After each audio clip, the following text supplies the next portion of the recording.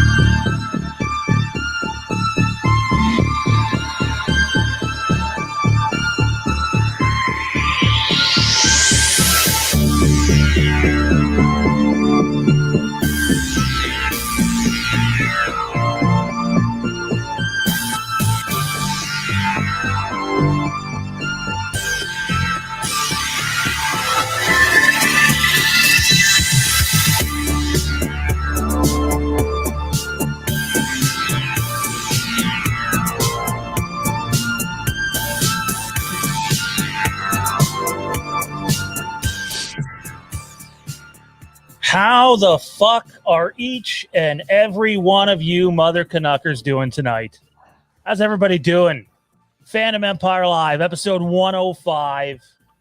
Guy to the right still pissed that, he knows Aaron Rodgers is going to leave. It's okay. He's coping. He's in denial. It happens. The guy down here is going to talk some Rick and Morty at the end of the show. So if you're tuning in for Rick and Morty, the last 15, 20 minutes is going to be Rick and Morty on here. Right off the top, I'm just going to say, just so we don't get a bunch of questions, we're not going to talk about live why there wasn't a Rick and Morty show, Rick and Morty fan show, but that stuff will come out in time when we're allowed to talk about it, and it will be back. Big things coming. Wow, what a crazy fucking day it's been. And I'm not just talking like Halloween, like Transformers, the Suicide Squad, Halloween, and that doesn't even begin to touch a bunch of the sports stuff that's come out today, which we're not going to talk about here on this channel, unless Johnny finds a way to shoehorn football talk in like he does every episode. But anyways, without further ado, first up, he's the man to the right who's looking down at his penis, I think. What's going on, Johnny? It's my phone I'm looking at.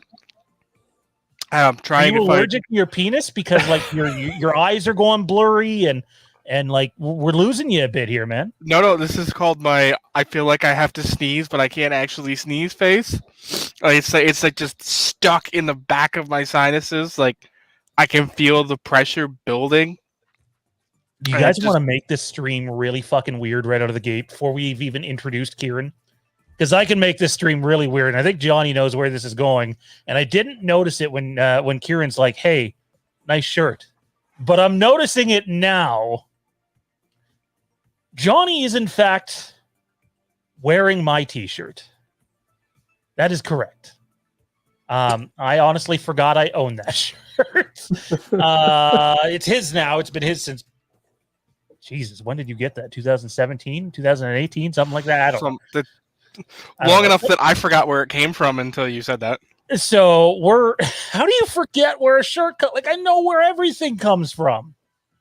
Very easily. You put it ends up in like a bag of laundry that you've done, and you just gets put in a corner and you forget about it until one day you're going through your clothes and it's like, where did this shirt come from? I don't remember having this shirt. That tends to happen when it's not a shirt you actually purchased yourself.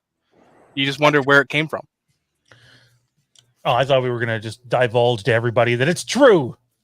We have fallen for one another, and it's he's to my right. Kind of on the other side of town. We haven't fallen for one another. Drive each other nuts. But by the way, Johnny hasn't told me otherwise yet. Wastelands live tomorrow night. I don't know what the hell we're doing, but we're going to do something. That's going to be fun. Stuff and things, but not one another. Not that there's a problem with that, but you know. Yeah. Anyways, there he goes looking at his penis again. It is called a cell phone. So you don't have to go with anyway. We'll give up this bit. Also joining us tonight, it's the X-Men tattoo guy, Kieran. How's it going, dude? It's been a weird day. I'm happy to be on here, and normally when I come on here, I leave happier, so it should be helpful. But man, just been like a stressful last couple days. So what can you do? I wish we could just like come out and talk about what we're kind of alluding to, but well, I think it's best left. I think even when we do talk about it, we probably won't talk about it on YouTube. It'll probably be like on Facebook Live or something. Just to, it's that, but it's also that, and like one of the reasons why we like to talk about, like supporting people with, mental health issues. I got that too, so sometimes I have bad stretches of days. So, but it's been all right. It's all right. It's all right. Don't feel bad for me. I'm okay. Well, I guess Frank is leaving. There you have That's your line, true. Frank? It's Like damn true. That's where you draw the line? Yeah. Yeah. I don't know. Matt Whitfield sent me a picture. I'm fairly sure that he was supportive of eating panties a couple weeks ago. Oh, he very much was. Very, very much so. So let me refer back to my notes here so that I don't forget anything. Because this just the show started off as one thing this morning and quickly evolved into what was just this crazy asinine news day. And I'll say this right off the top, since this just happened. Someone that not only do we know, but I guarantee you all the chat knows, but I'm not going to name the person, reached out to me today after our video and was like, hey, TIFF, you heard that too? I'm like, well, I heard TIFF is going to happen. I've heard nothing on Midnight Madness and Halloween Kills, and it's just everything's still really up in the air. And it was basically put to me that when I guess I kind of made it sound like there wasn't a very good chance of Halloween Kills being at TIFF just because the border's slowly opening up, and like there was a chance and there was some hope, but don't hold your breath on it. And it was basically told to me about an hour ago that not only is there a chance, they're actively discussing it. Take that for what you will. That doesn't mean it's happening. And, rest assured that it won't be the capacity that it normally would be, which means if you want to get into it, big money. But again, we'll be all over that as it happens. And TIFF's been teasing out a bunch of things, and we'll see what happens. Some housekeeping, though, right off the top here. See if I can pull up an image. Debuting next week. He's not on the show right now. But debuting next week is the Fandom Empire podcast titled Fandom Empire Now. It'll be hosted by Mike Bish and myself. Episode 1 is going to be previewing the fall movies of 2021. We have some funny little built-in segments. Well, they're not Johnny on the Spot, which comes later tonight, but there's some built-in segments, and you'll be able to find that on all your podcatchers next week. We already talked about the Rick and Morty. Zach recorded an episode of RIPC last night for Fandom Empire Patreons. You probably noticed that it went up today. It's exclusive RIPC to Fandom Empire patrons and IPC patrons, and they reviewed Quiet Place 2. So I did not watch it because I still haven't seen Quiet Place 1. So I started it and stopped it, and off I went. Anyways, fellas, let's get into the main discussion items of today. And we're going to, just so everybody knows how we're going to do this, this is the order we're talking in. So if you don't like what we're talking about, you can come back later, or you can stay. Staying's cool too, We're going to talk the Suicide Squad trailer. We're talking the Halloween Kills trailer. We're talking John Carpenter. And when we're talking John Carpenter, everyone's always obsessed with maybe John Carpenter will write another Halloween film. Maybe he will direct another Halloween film. And we're going to talk about why that might be a good or not so good idea. We're also going to talk the chemistry between two characters in the Dark Knight trilogy. Kieran's going to talk about Rick and Morty towards the end, and as well as a surprise segment, Johnny on the Spot. Let's start with the Suicide Squad trailer. Oh, by the way, guys, if you want to support the channel and guaranteed that your question gets read on air, send in a super chat. We'll read it. We're going to try to take some time for Q&A at some point and just sort of try to pay attention to the chat. But the fact is, like, the chat's already fucking nuts with it. When's the trailer coming? It's going to be really hard to navigate that. So if you want your question and or comment read on air, feel free to support the channel. Those that can't, we understand. Those that can, we greatly appreciate it. Suicide Squad trailer. Johnny, take us away. What do you think, man? I mean, it was typical. There wasn't really anything special about it, really. Like it was what it was. It established some of the new characters, which was interesting. I liked the stuff with the Peacemaker. I enjoyed, his discussion of the starfish and the butthole. That was funny because he played it straight. But overall, I don't know. I mean, it's a James Gunn Suicide Squad movie, so I mean, I'm cautiously optimistic. Like he pulled off Guardians, which I. You do your thing. You do your thing. It's distracting when I'm looking and you're pointing around, looking like. There we go. You're the center of attention now. Is that better? Well, it's not much difference because I can still see you, and it's distracting when you're like waving your hands around like a weirdo. But meeting with the chat with my made-up sign language. That's why it's distracting. But no, I mean, it is what it is. It is what it is. I mean, it's a James Gunn. It's a team up, and let's be honest. If you're not a comic book guy, you're not gonna know 9 out of 10 characters in this movie. Like you're gonna know Harley Quinn. You're probably gonna know Killer Shark, and that's about it. Like it's the extra characters. It's the ones that people who've read comic books, all of their life, who are gonna pop and be like, "Holy crap! They put that guy in a movie!" Like Polka Dot Man. Like, that one. Like, what? That's one of the most ridiculous characters in the Batman mythos, and here he is on the big screen. So I'm excited to see some of those characters that you never thought you'd ever see anywhere. You know, like they're the characters you hear them announced for TV shows, and you're like, seriously, they're digging that deep into the canon? And here we've got a movie about all of them. So, you know, I'm excited to see those characters that nobody's ever heard of and get interpretations of them and have people respond to these characters and learn about them. So, I mean, I'm excited for that, but, you know, it didn't do much for me because it was just a typical superhero movie trailer.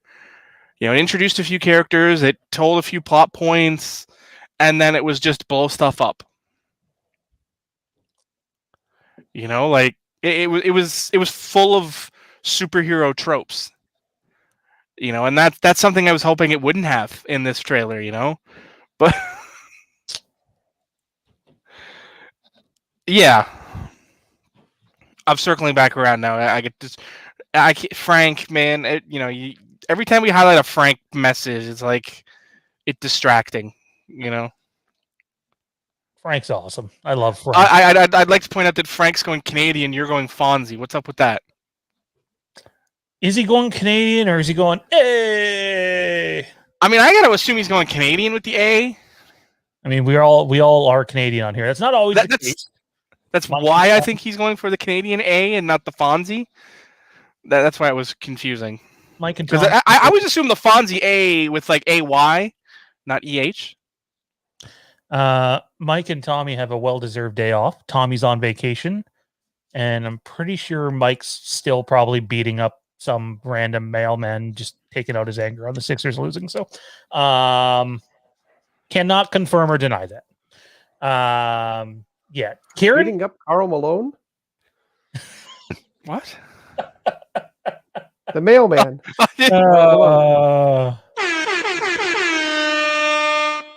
That was a little bit deep, but it was, but it was a funny deep when you actually. It's one of those ones you hear it and it's like hear it and it's like, wait, what? And then you like explain it. It's like, oh, that made perfect sense, and now I feel stupid for not getting it. Yeah, no, I liked the trailer. I thought it was great. I guess it was a lot of what Johnny said. It's the regular trailer, but the last trailer was kind of the stylized, James Gunn trailer that you get. Like I mentioned when we reviewed it, you know, he had some like older music and kind of a weird, almost just too much comedy sort of trailer, but it was what you expect from Guardians of the Galaxy. It was very much, the last one seemed very much like a Guardians of the Galaxy trailer that was just kind of transplanted into Suicide Squad. So that was the interesting kind of funny one. This one was more of the same sort of thing you'd expect from any action movie. I'm not a big fan of John Cena as an actor, but if he's put in the right place, it can go well. And I think this is the right place for him. He's being the Uber Captain America character. I really like it. I think it's the right place for him. He's a big, strong, muscular guy. He can pull off that, aloof baby face type of character.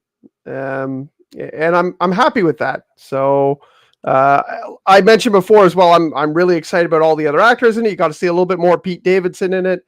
I was wondering whether Pete Davidson would be a character that just kind of popped on screen and then got murdered, because I know that's going to happen in this movie. Like with all the characters, there's going to be someone who's like, hey, I'm this guy. And then he just gets, murdered.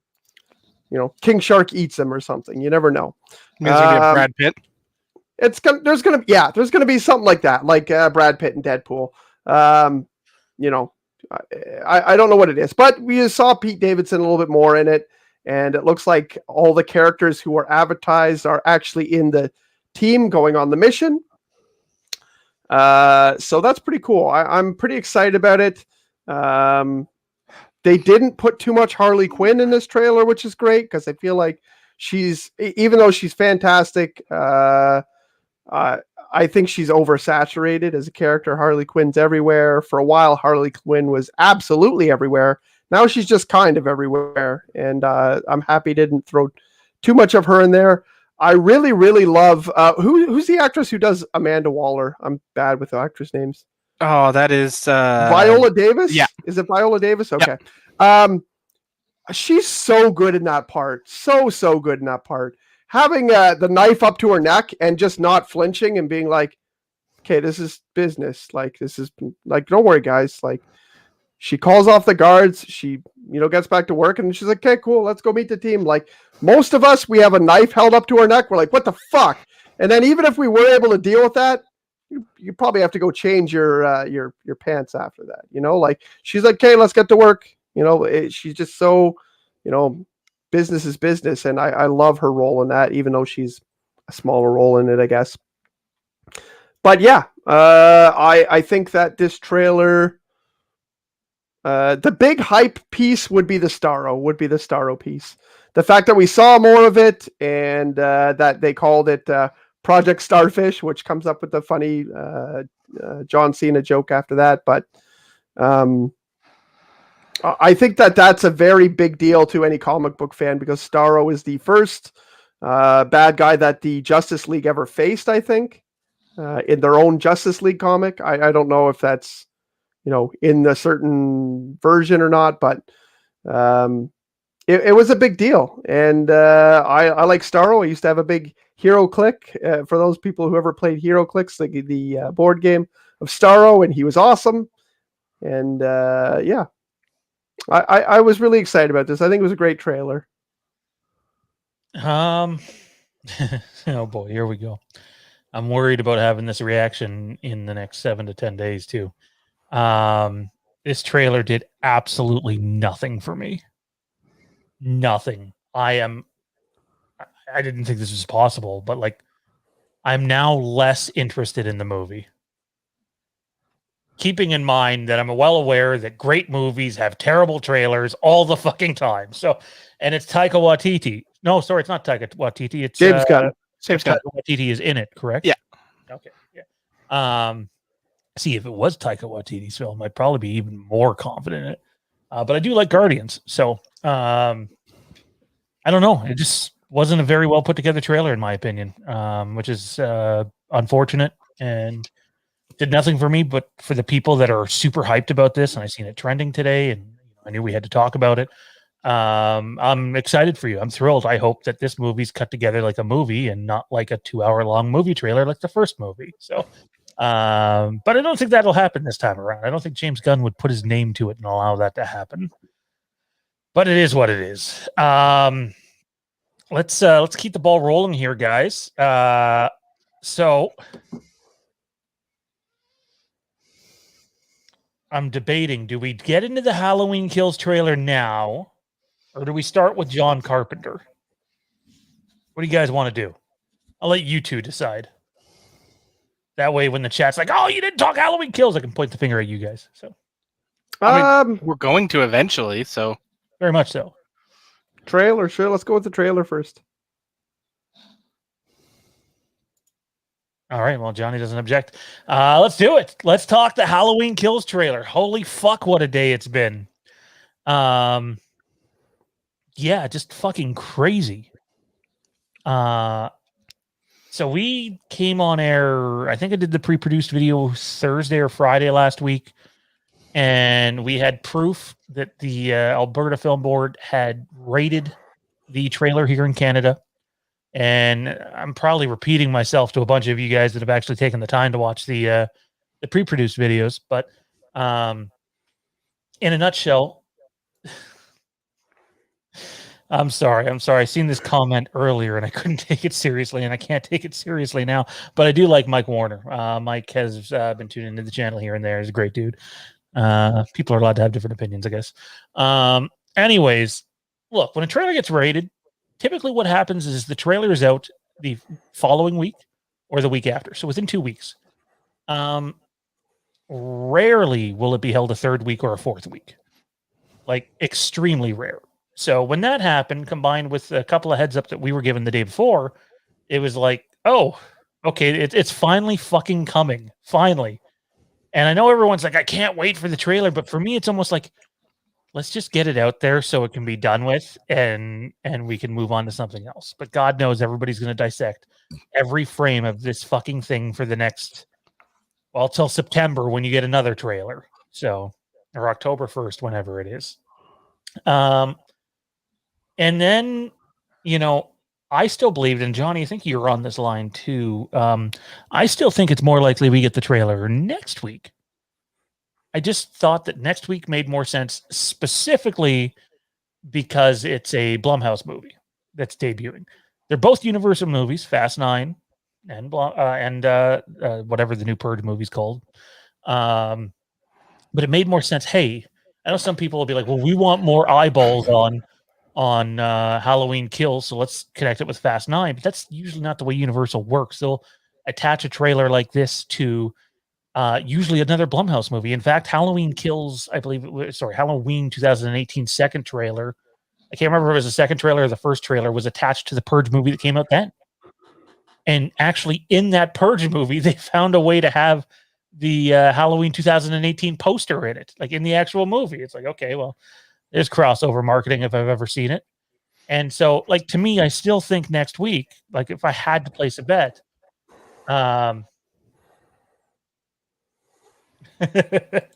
isn't Frank right though? Oh, sorry, that's not Frank. There we go. Like, doesn't it feel that way? For me, anyways, it feels that way. Like, that's not how I feel, but that's what it seems like the general public feels. Anyway, and then today, obviously, it's all gone to hell. 1 minute, we think that the trailer might come this week. I forget how the chain of events went, but I messaged you guys. Showed you a text message that I got, and then there was the Twitter post from an account that I don't know, but has 100,000 plus followers. Excuse me, the alcohol is not going down very well right now. But yeah, no, that's kind of where we're at. So, and then Dave McRae, our buddy Dave, went live today, and Dave put a date to it. You put a date to it, and the date was July 1st, which up here in Canada is Canada Day. That might make some sense, but here's my issue with July 1st. And I'm not saying Dave's wrong, by the way, because Dave's pretty connected. And if Dave thinks it's July 1st, I'd probably back him on that bet. But it really could be any time between now and then. Here's my issue with July 1st is The Purge comes out June 30th. And this is what I want to bring up to you guys. Nothing pisses me off more than when a studio doesn't get in front of shit like this. And then you see, that doesn't mean you have to watch it, but a bunch of other people are going to watch it and photos are going to be everywhere and our Discord chat's going to blow up. You're going to see shitty quality trailers all over the place, just like you did for Avengers Infinity War.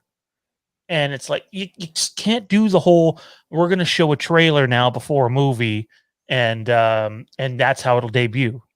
Because then what ends up online looks like shit. Kind of like the Jurassic World Dominion preview. Already leaked. Already out there. The whole fucking movie's already out there. How do you guys feel about that specifically? Like, should a studio not get in front of something and release something online so they prevent the, God knows there's going to be 50 cell phones that end up fucking recording this thing across the world and get away with it. There'll be a lot more trying, but... I mean... Does it really matter? Because there's going to be people who get really excited about seeing those phone recorded versions of it. And there's going to be people who are searching through, seeing all these fake ones. And it makes you angry when you watch the fake. I remember seeing a fake Avengers, like when Avengers was coming out, fake trailers that were made of older movies of the superheroes because it was easy to do. And, it made me angry when I watched it, but it also made me search longer and harder for the real one when it came out. And I probably gave a shit ton of bad YouTubers a lot of good views searching for those. So, I mean, it makes me angry, but I don't think it hurts the product in any way. I think people are going to be like, fine, I don't want to see a fucking trailer. They're just going to be like, I want to find this trailer. Like, I want to find it. That's my view. I don't know why they wouldn't put it out on the 30th if the movie's coming out on the 30th. It doesn't make sense to me, but to be clear, it's an early preview of The Purge that's out June 30th. So, okay. maybe there's a trailer attached, maybe there's not. It does ruin the theory that I forget who it was, and we even on the channel have said, and we'll let Johnny get in here in a second, but we on the channel said that typically big trailers debut on Fridays. Well, guess what? Suicide Squad debuted today. It's not Friday. That's not always the case, and then I seen someone tweet out, I don't know who it was, but it was like, word has it that Jason Blum has gone to New York City to sit down and have a meeting about the Halloween Kills marketing. And I got looking at my date and like, just because Blum said he was going to raise trouble in New York City, I'm like, are you really that fucking naive to believe they're just figuring out you're right. They're just figuring out the Halloween Kills marketing now so they can start it in October. Like, there's a level of common sense, and I'm not trying to be insulting, but I'm a little bit of a mood. There's a certain level of common sense, even if you don't have any background in the industry, that says this is a movie that was supposed to come out last year, and obviously they would have had more marketing movies or meetings, etc. But like, are you fucking serious? Yes, he's going now at the end of June to discuss what they'll do for marketing. It's just so sorry, Johnny. I had to go off just because some guy got on us last week, and I think it was this guy too, about the Halloween Kills trailer has to release on a Friday, and it's like, no, it doesn't. But okay. Anyway, yeah. I mean, I don't think the day of the week matters in the digital era. It's completely irrelevant to the structure. I mean, we're all Star Wars guys. Those trailers all came out on Mondays and Thursdays. You're telling me Star Wars put out a trailer that wasn't on no, that's a blockbuster movie. It has to be Fridays. We also had several Marvel movies dropping their trailers on, Sunday nights and Monday nights. And correct me if I'm wrong. Wasn't I sitting beside you at a Super Bowl where they showed like a little trailer for Solo, and then the next day they showed the full trailer? Yep. And neither one of those days are Friday, just so I'm confirming, right? That's a Sunday and a Monday. Okay. I just wanted to be able to separate the two. It's confusing. They all end in AY. Yeah, that was the special year where they held the Super Bowl on Friday. Oh, I remember that. Yeah, totally. Yeah, I get Absolutely. No, I mean it's completely irrelevant in the digital age to when you release it on which day of the week it is. It doesn't matter. Because at this point, I think the theater release of the trailer is less important than the online release of the trailer, because while yes, you are going to have people pirating it and taking out their cell phones, which granted in 2021 are going to be pretty damn good quality compared to some of the stuff we were seeing 5 and 10 years ago in the early days of cell phone video cameras. But this is also a much different area where, most theaters aren't back to 100% capacity. So if there's a big release, there's going to be a bit more, control from the ushers where they don't have quite so many hands to keep their eyes on.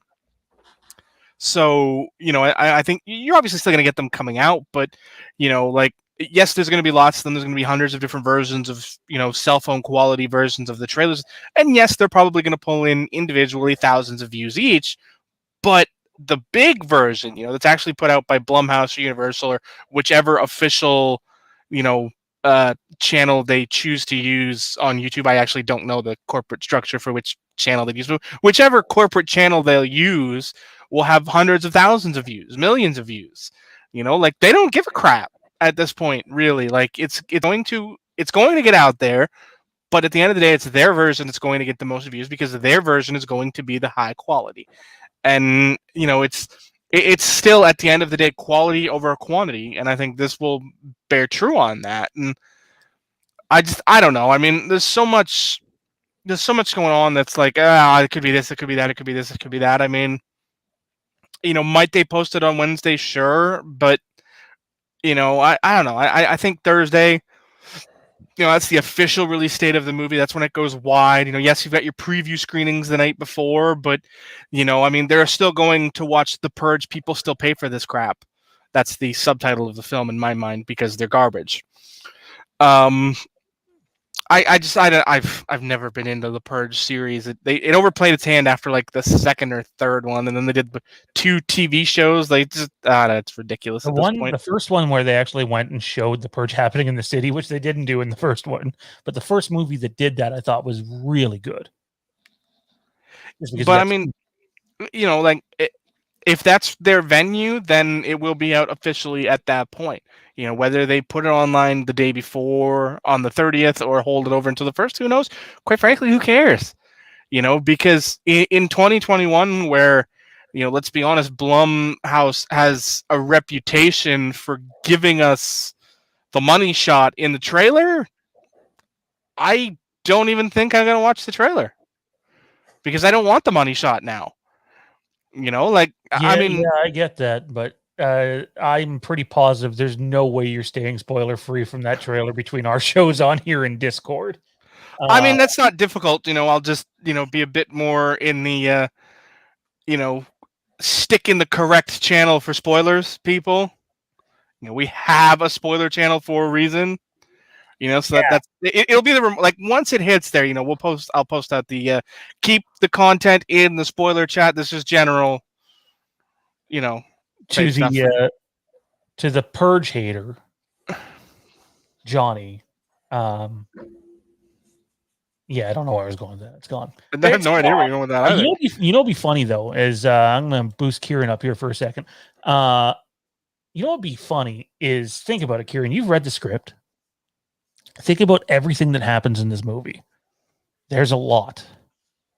As at the forefront as Michael is, there's a lot that happens away from Michael. Wouldn't it be hilarious if, like, I'm sorry, I'd find some dark humor in this. If they give us a Halloween Kills trailer and the only time you get Michael Myers is like at the very end with like a head turn that shows the whole mask, and that's it. That's it. The rest of the movie is everything else happening.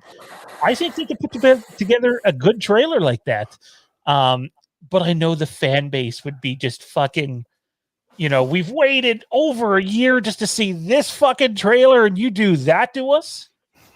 But man, you'd have to give Universal and Blumhouse, you know, some props for having the balls to do something like that.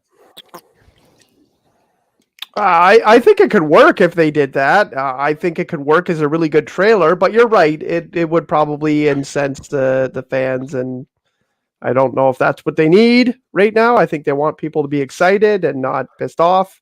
I mean, the big fans are going to see it regardless. Like, you know, I'm sure if Rob Zombie Halloween 3 came out, you'd probably go and see it anyways because it's a Halloween movie and you kind of have to, right? Or I mean, even the fans, like we've said that in those films, there's like 15 minutes in each film that's pretty good, and then there's a lot of shit. But I mean, I think like I said before, I like them more than I think the two of you guys do. But yeah, they could make a trailer out of that for sure. I think, and I don't want to give away anything because we're not really in spoiler mode, but you know, the film's been kind of already said to be like, hey, Michael's gonna go and you know, there's gonna be a high kill count, there's gonna be, you know, like lots of rampaging going on here, and I think they're gonna go out of their way to show that as much as possible. I think they might show too much, and I won't reveal what that too much could be, but I think they're gonna show a lot just to kind of get across the mood of this is Michael Myers releasing hell on the whole town, you know? I absolutely think they're going to show too much. Technically, this is actually, I'm sorry, the film board classifies this as the second trailer, now that I remember. But really, this is the first big trailer, and then you'll get one more before the movie because that's just the way these things work. And seeing that it's already basically 2 minutes and 40 seconds was just like, oh no, you could have got away with 90 seconds, 100 seconds.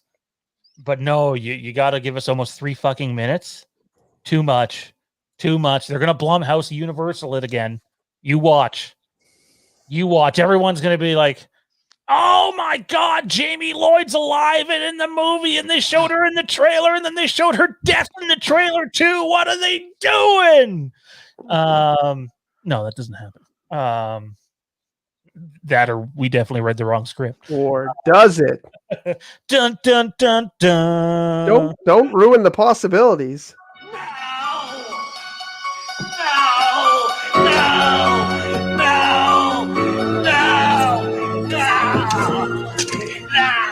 My favorite's the ending. The end. Yeah, I was just gonna say that. It sounds like It sounds like at the end, like he's like one of the like well, you got kids having a tantrum, like slapping the walls and the doors.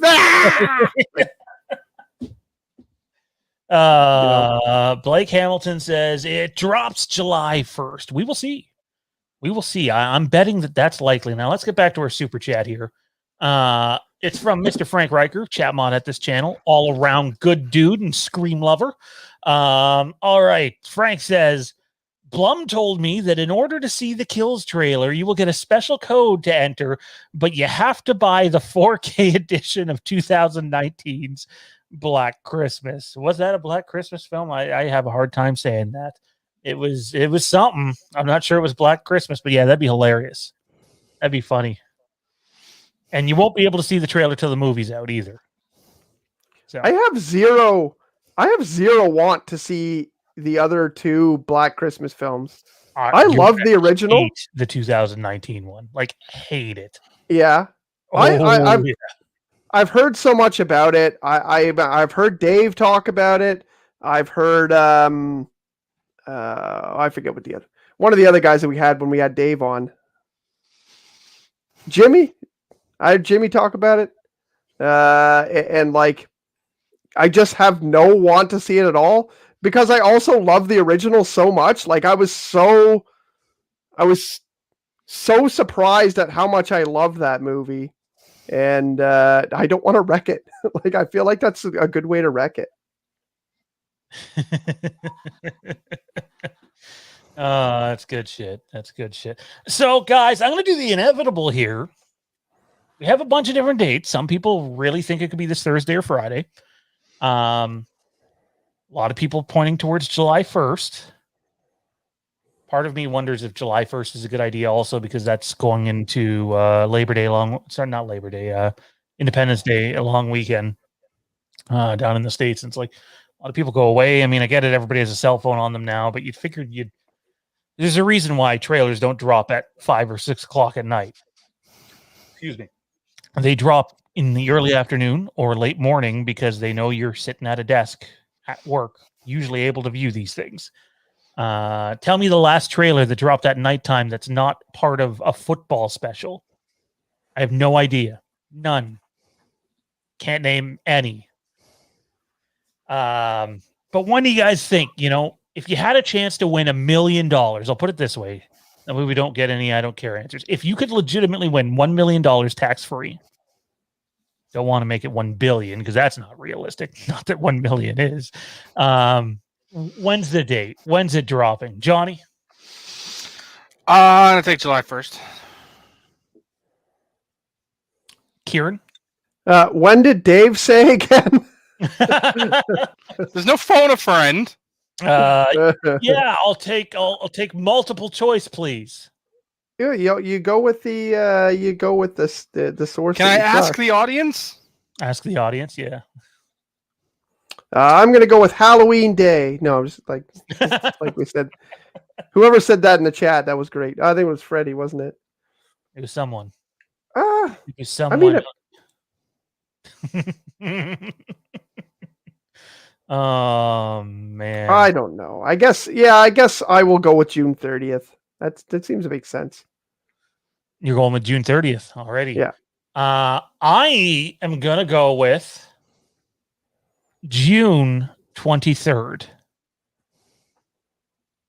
June 23rd. You're picking tomorrow? Yes. Someone just messaged him right now. Was like, dude, it's dropping tomorrow. And he's like, I got a segment for tonight. No, I'm not picking tomorrow. I'm not picking tomorrow at all. July 1st seems likely. I was really concerned about it going to next week. Just because, I don't want to see the shit quality trailer out there. This is 2021. Studios, it's your job to get in front of this shit. But yeah, no, I think July 1st makes a lot of sense. Dave doesn't put shit out there nearly as much as we do. And I know Dave is very careful about, when he says things like this. Him and I talked a little bit about it privately today, actually, after a show. And I could totally see it being July 1st. And It's soon. How about that? And it's not like, oh, it's 2 months away, or like, I would bet a lot of money there's no way July 1st passes and we haven't seen a trailer. Now, the poster, on the other hand, I have no idea. None. No idea when the poster's coming. What do you mean? You've had it for months. Or maybe right now.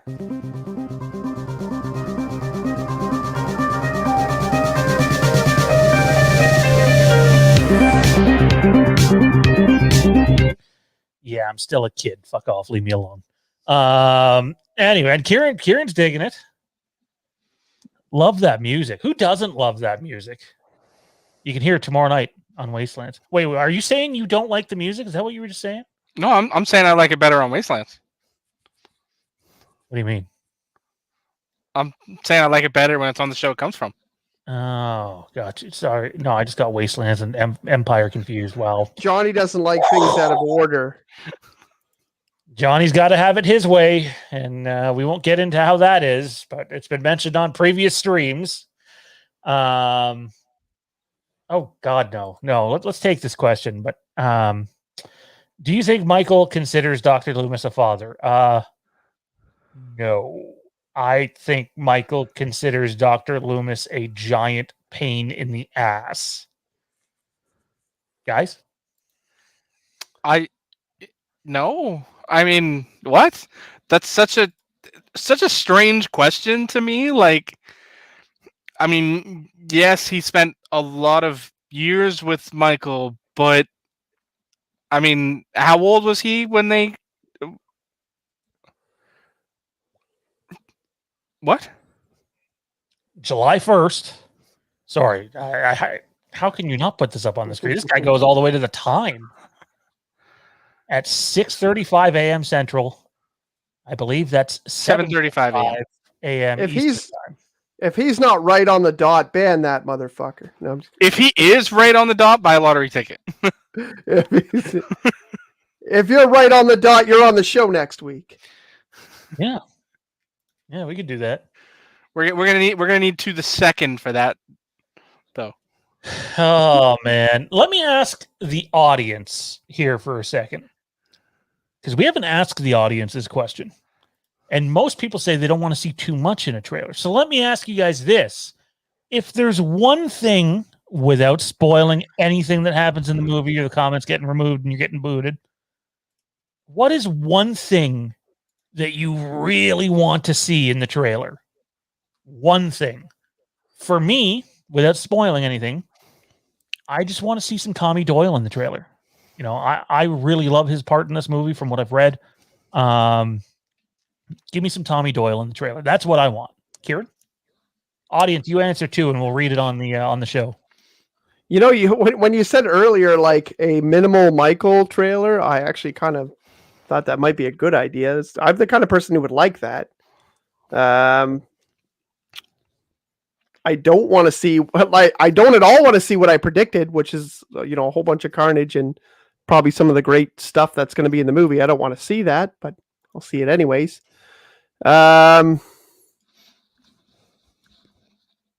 It's funny. I can only think of things I don't want to see. What I do want to see is I don't want to see a bunch of the kills. I don't want to see a ton of Michael. I don't want to see anything that reveals any of the storyline. Even though I know about it, I still think it would make for a bad trailer to reveal any of the story, really. There's some great stuff coming in. I don't want to see anything. I don't want to see the fucking trailer.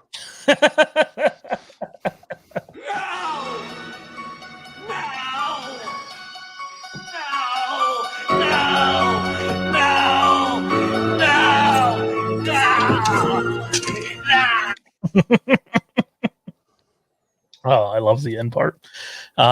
We still need to fucking clip Tommy B's fucking Batman voice. Oh my god. Oh shit. You want to laugh? Go listen to Tommy B's Batman impression. Oh, Tommy B secretly watching this, being like, "Fuck you guys!" Just so.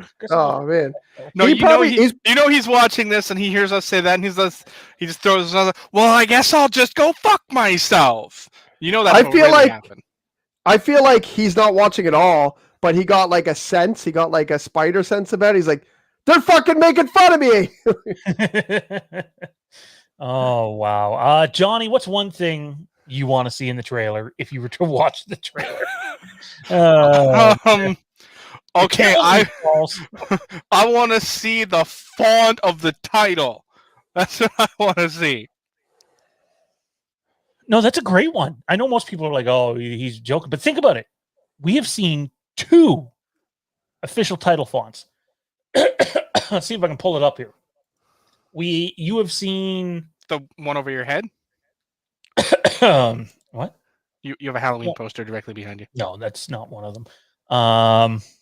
So you've seen the one that's in this here. We're going to disappear for a second.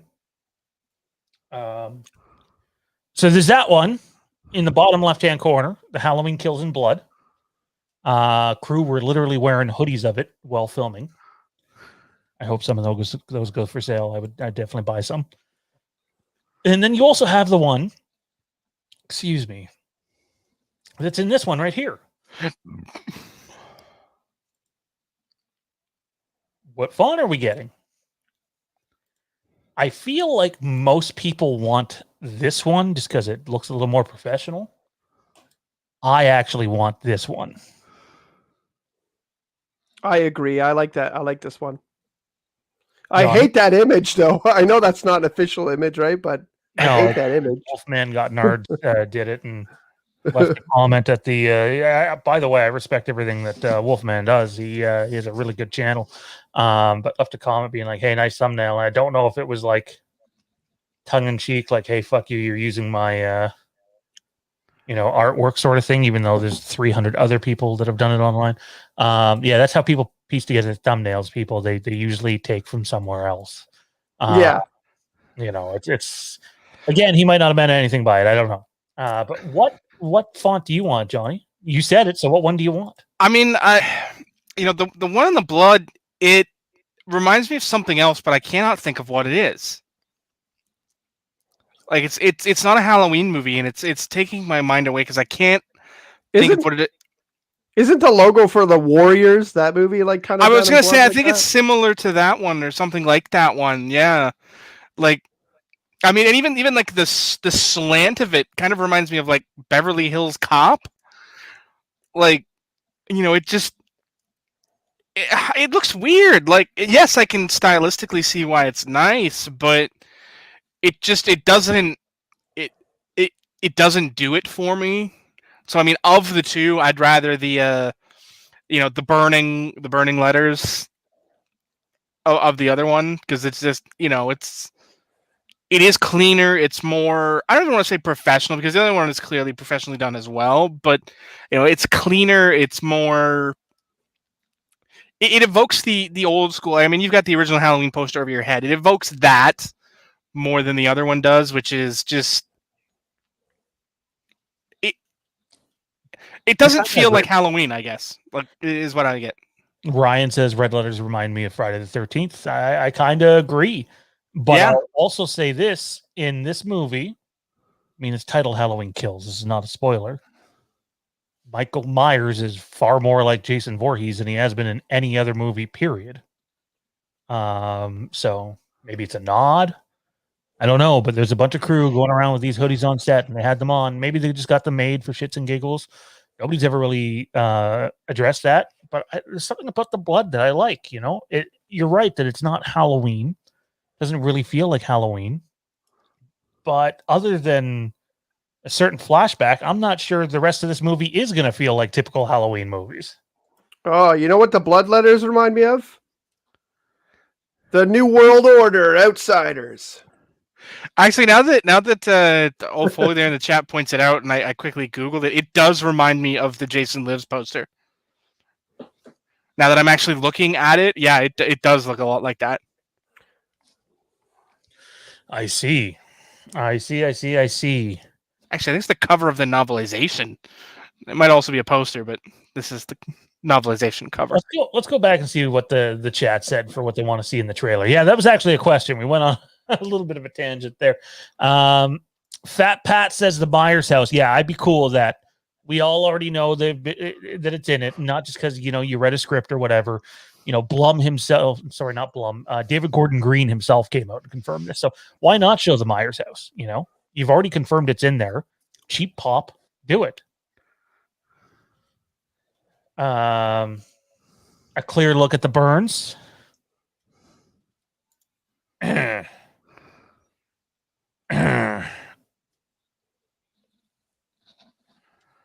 Get you with that cheap plug. Yeah. Anyway. Frank Riker says, I want to see the original Halloween 18 ending in the Kills trailer. So you're going to see Michael sitting on a log just being like, before getting up and walking off? Is that the Halloween version of I'm too old for this shit? Basically. He's like, you know what? Fuck this. I'm going to work as a Walmart welcome employee. Walmart greeter. I can go on AARP. I'm done with this shit. Poppy said that he wanted to see Anthony Michael Hall, a.k.a. the one and only Tommy Doyle. Horror Guy wants to see some of the flashback. I did throw out there, this seems like it'd be more of a second trailer, or like the later trailer plug. But I could, with how, long the flashback is, I could see them going flashback heavy in a trailer.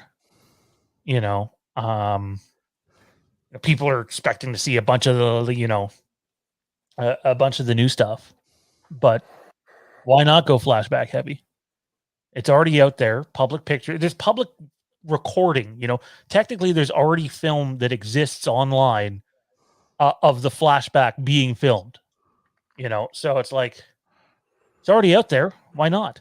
I think I heard Dave say today. I wasn't on the stream for too long, and I find this a little bit surprising. Is that the trailer that is going to be shown is going to be like it was already in the can last year. This is the same trailer that they were initially going to release before delaying it. Which means, it makes sense from a financial standpoint. It's already done. Now you only have to do one more full trailer closer to October. So I don't see them changing anything based on fan response and what they're seeing online. Because make no mistake, I'm pretty sure they're well aware their movie is leaked online. It's been 15 months. So Ryan says Lindsay Wallace.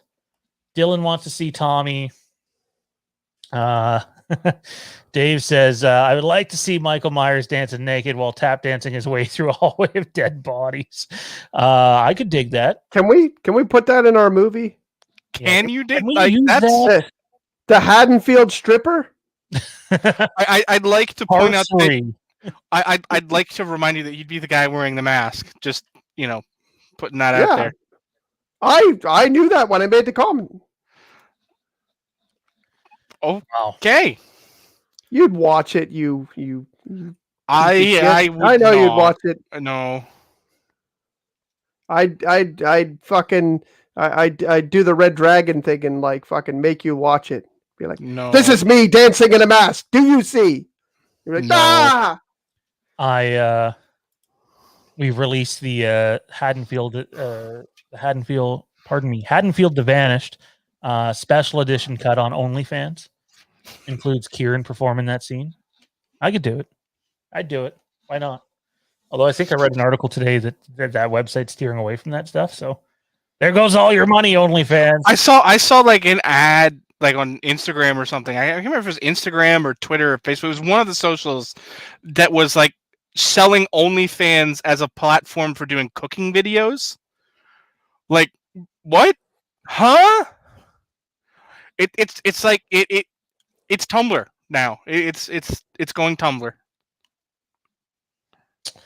I guess. Video Boy 80s asks, do you guys have a number one theater you want to see Halloween Kills at? My answer would be cross my fingers and hope it ends up at TIFF. Which I still think is a long shot, but we'll see. and I get to go back to the Winter and Elgin Gardens theaters, Jesus or even Roy Christ. Thompson Hall, or a theater like that. Otherwise, I'm assuming I'll be seeing it on the Thursday with Kieran and a bunch of other people. I'm assuming Johnny and a bunch of other people. Out in fuck, what's that theater called? Landmark. I'm not a Cineplex guy. I think Cineplex is not very good, if I'm being honest. So, you okay, Johnny? You gonna live? Yeah, Johnny's background watching NXT while we're doing the show, and yeah. All right, good stuff. You mean you're not watching the Montreal Canadiens game? No. American Turkey Burger, Dr. Loomis sex scene with Nurse Chambers. Yeah, for sure. Man, like Dr. Loomis was a pretty intense guy. I'm fairly sure that he is a top-notch lover as well. Oh, really? Yeah. Are you sure? Yeah, you seen how intense he is?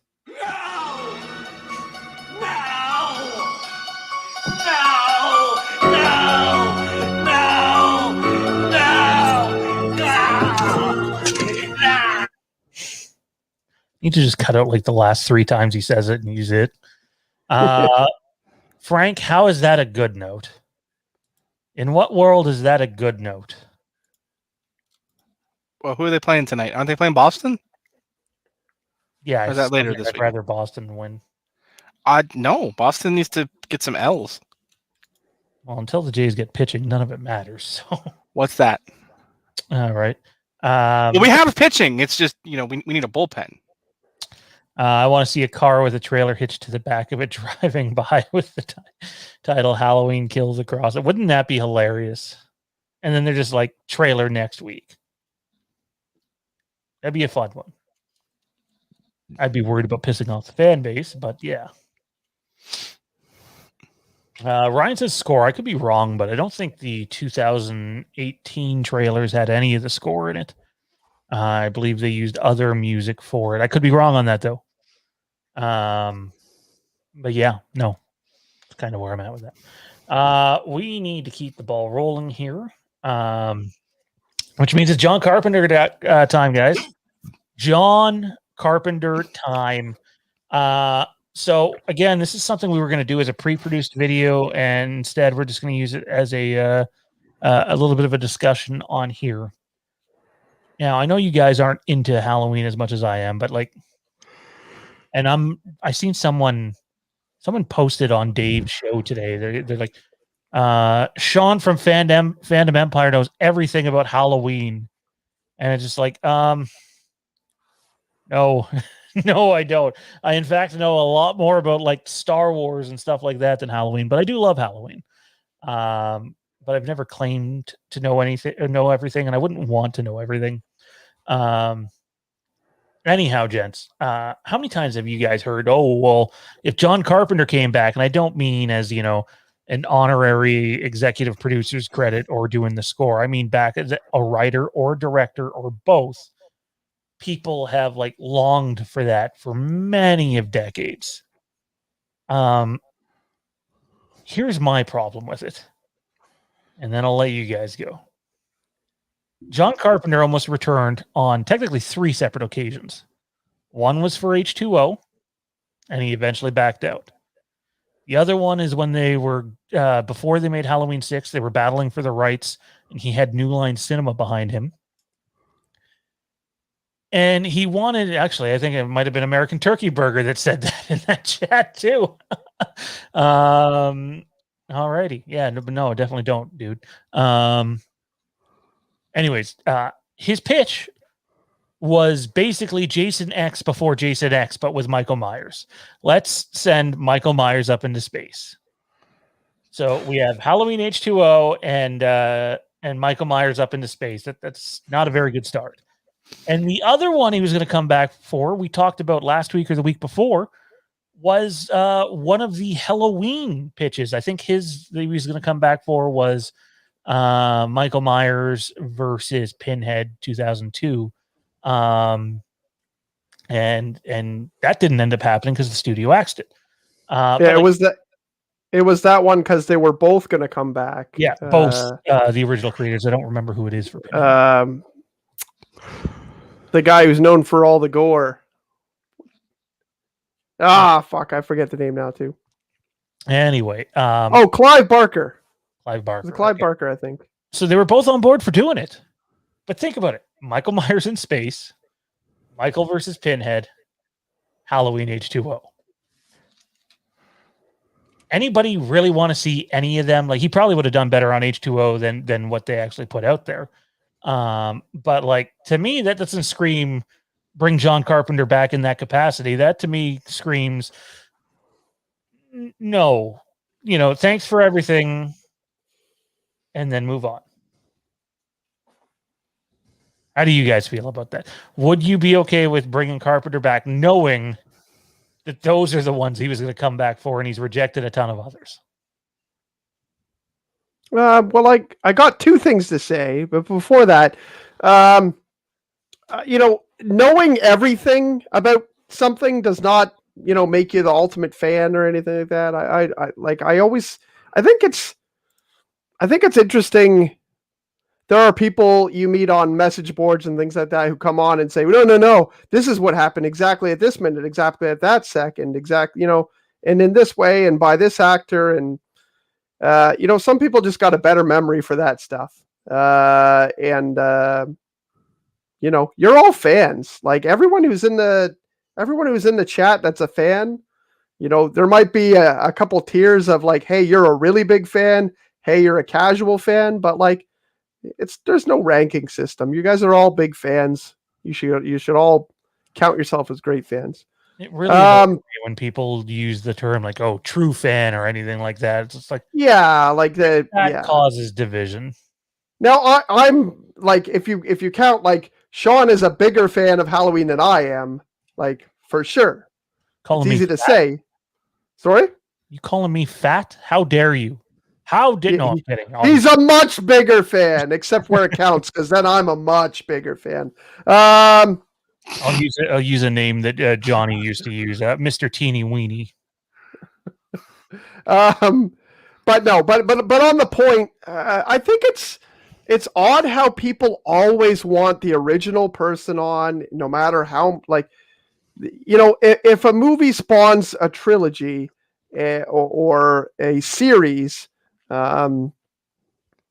It usually gets to a point where there's a reason why that person is not making those movies anymore, whether it's because they're burnt out and they didn't want to do it, they're ready to let it go, or they get kicked out because, they're being a pain in the ass. There's usually one reason or another why they left, and people always seem to forget what that reason is and then want them back. It's always the original guy has to be the best. And there's just so many fans like that just want the original person. And it drives me crazy that people are like that. Obviously, the biggest thing that I can say is that Star Wars fans who wanted George Lucas back, they always want him back now. Oh, if George Lucas is on it and he comes back, that'll be great. People forget, like, when after the original trilogy was done and we started getting things like, when we first got rumblings of a live action series of Star Wars, which happened way, way, way before Mandalorian, people, like, I remember the vast majority of people being like, just keep George Lucas the fuck away from it. Like, so many people were like, I do not, like, just don't have George Lucas in there because, he created something amazing. He's the reason we've all watched it. It's great. But, having the original person come back is not always the best decision. It just because the original person, they came up with the idea, doesn't mean they're the best person to take over for the movie again. Kieran, and it just, I don't know, lots. Kieran, well, Matt sends in a $15 super chat. That'd be funny if it was you that said that. We are not fans of Leprechaun. I'll let Kieran chime in a second. Who? I want to remind all Patreon members that you have access to not only our IPC's review of Quiet Place 2 on the Patreon, but you also have Kieran's episode of Kieran Presents, which is Leprechaun. Did you have fun doing that, man? Yeah, it was a lot of fun. it's I'm more a girthy fan. Right. I'm not fat. I'm stocky. Yeah, no, I had a lot of fun doing it, and I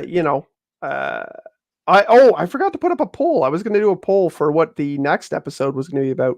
The next Kieran Presents. I had 3 options, so I might plug that later. But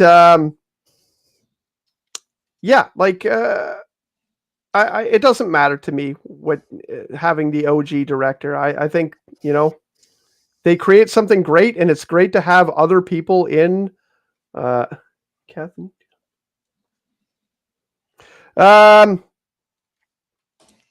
Yeah, it's great to have other people's views on it. You get some of the best Batman movies are not like the original creator's idea on Batman. Like the original Batman in his first comic was not the Dark Knight type of Batman. That was Frank Miller.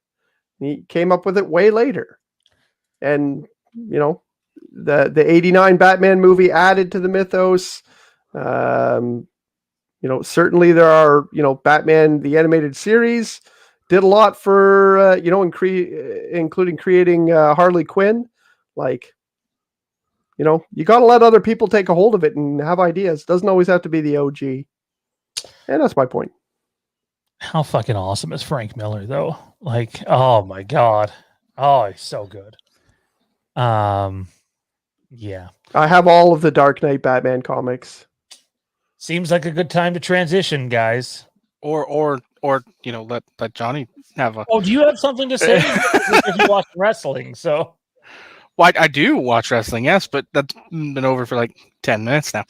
But no, I mean, I think Kieran said it almost exactly right. When just because you create something doesn't mean you're the one who should be shepherding it to a new generation. I mean, I think it's a prime example. Like, not everyone can tell the stories they want to tell in new generations. Like, I mean, I think a prime example of that is George Lucas. Like, everybody says George should be the only person who ever touched Star Wars, but I point historically that's the opposite, because the best Star Wars movies aren't George Lucas movies. I'm sorry, what? I'm saying the best Star Wars movies are not George Lucas movies. I'm going to need some more explaining on this. Hang on. I'm trying to keep my cool here. I'm saying Empire is the best Star Wars movie. That's not a George Lucas movie. I mean, he still came up with the story for it. He still came up with it, but I think that's the point. Just because you create the universe doesn't, like, yes, you are the authority of the voice, but that doesn't mean you're the best person to tell those stories. You can create a universe and you can create the characters in that universe, but other people are going to give them voices in such a way that improves them on what you created. Like, Empire is a far superior movie to A New Hope. Yeah, for sure.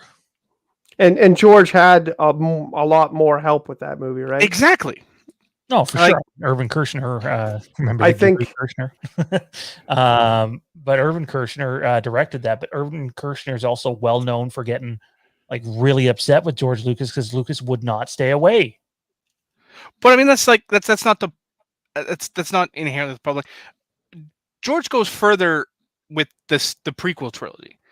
Like he got wrapped up in the technology, and the story fell behind. Like, that was the big problem with the prequel trilogy. Was, yes, it was visually, it's gorgeous and it's amazing to look at, but some of those stories look like they were written by children. Like, there are lines that were left on the cutting room floor that are better than stuff in the scripts that are actually on screen. Like, it's a prime example that it's not always who should be telling the stories that does tell the stories. Like, yes, John Carpenter created this universe and he created these characters, but 1977 is not 2021. 78, yeah. When he created 77, so that's still no 78. Did he write it in 77? No, it was that stupid quick of a turnaround. I thought he wrote at the end of 77 and the film at the beginning of 78. But either way, it's a moot point. Can we put Sean's face on the big screen while Johnny talks? Because I can just see him being disgruntled while Johnny rips apart the prequels. It's not a new. Johnny's like, they're shit. They were written by kids. You can just see Sean going like,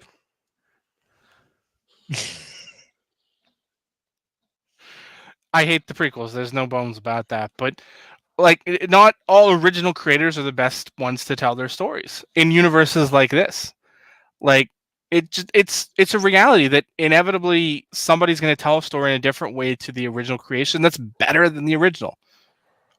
That's how it works in universes like this. And people take their ideas and they run them into the ground, and they get stuck in their ideas that they think are great that are crap. And everybody does it, no matter who they are. It just, John Carpenter's not the guy to lead the franchise anymore. He's not. He can having the minimal input he has, even though he gets a producer's credit, and keep doing the score with your kids, because the score is fucking badass. Oh yeah, the score is phenomenal. Like, but yeah, I don't want him at the helm. I don't want him in the chair. Yeah, that's how I feel. I think Kieran, you were right with it there with us, right? Kind of, anyway. Maybe less. Yeah. Aggressively. Yeah. No, it's find a person find a person who's going to tell the most compelling story, and I really don't care what the fuck their name is. So I'm going to say this. I was talking to. We're going to talk a little bit more Halloween, and there's one point. There's one point I really want to get in. Wait, in Batman '89, he kills a bunch of people without worrying about it. That doesn't sound right. Someone commented, and you threw it up. He kills without remorse in Batman '89. He tries to save the Joker, but I don't recall him. Hang on to. I haven't seen '89 in a long time, so punches the shit out of everybody, but he tries to save Joker twice. I mean, it's been a couple of years since I've seen it, but I don't remember him being party to killing anyone. I mean, Joker killed a lot of people, but that's what the Joker does. That's good. Yeah. It would be bad if he didn't. Oh, by the way, Montreal just scored again. Woo, go! 2-0? 2-0. Wow. Man. The fuck were we talking about? No, I'm kidding. Batman '89. I don't know what the deal was with. I mean, I might be wrong, but I don't remember Batman. He probably breaks a lot of people's bones, but I don't remember killing anybody. Batman blew up an entire factory. Yeah, only Joker was in there. Wow. So to this comment, all I'm going to say is there's a couple of people that are like the know-how, like the number one know-how, no shit people for Star Wars on the internet.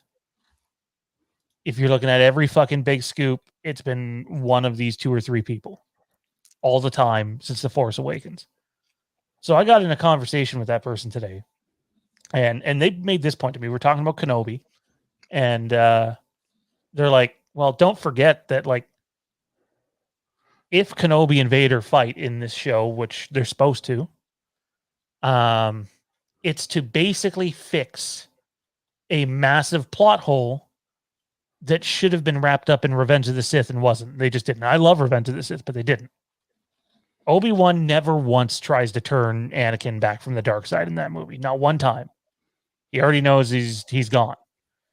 But in A New Hope, Vader makes it, sorry, maybe it's Jedi. Vader makes it like really clear that, Obi-Wan tried to turn him back and he didn't. And Revenge of the Sith didn't do that. So I would agree with this point. I do think the prequel trilogy sadly created more plot holes than what they actually fixed. Any thoughts on that, guys? I mean, I'd argue that, his... I almost want to call it his Sermon on the Mount, but, when they were in battle, the things he was saying could, kind of... I don't want to say, like, do that, but I mean, the whole, you were the chosen one, you were my brother, all that. I could see Vader seeing that as him trying to turn him back to the light. Like, it's not definitive. Like, it's not something I point to and be like, yeah, that's exactly what he was trying to do, clearly. But, as sort of we created this plot hole 30 years ago, now let's backfill it with this. Okay, that explains it, but it's not really a good explanation, but it suits what's needed. It's just not good. Kieran? I mean, when we talk about, and I always come off as a George Lucas hater because of it's just my actual opinion.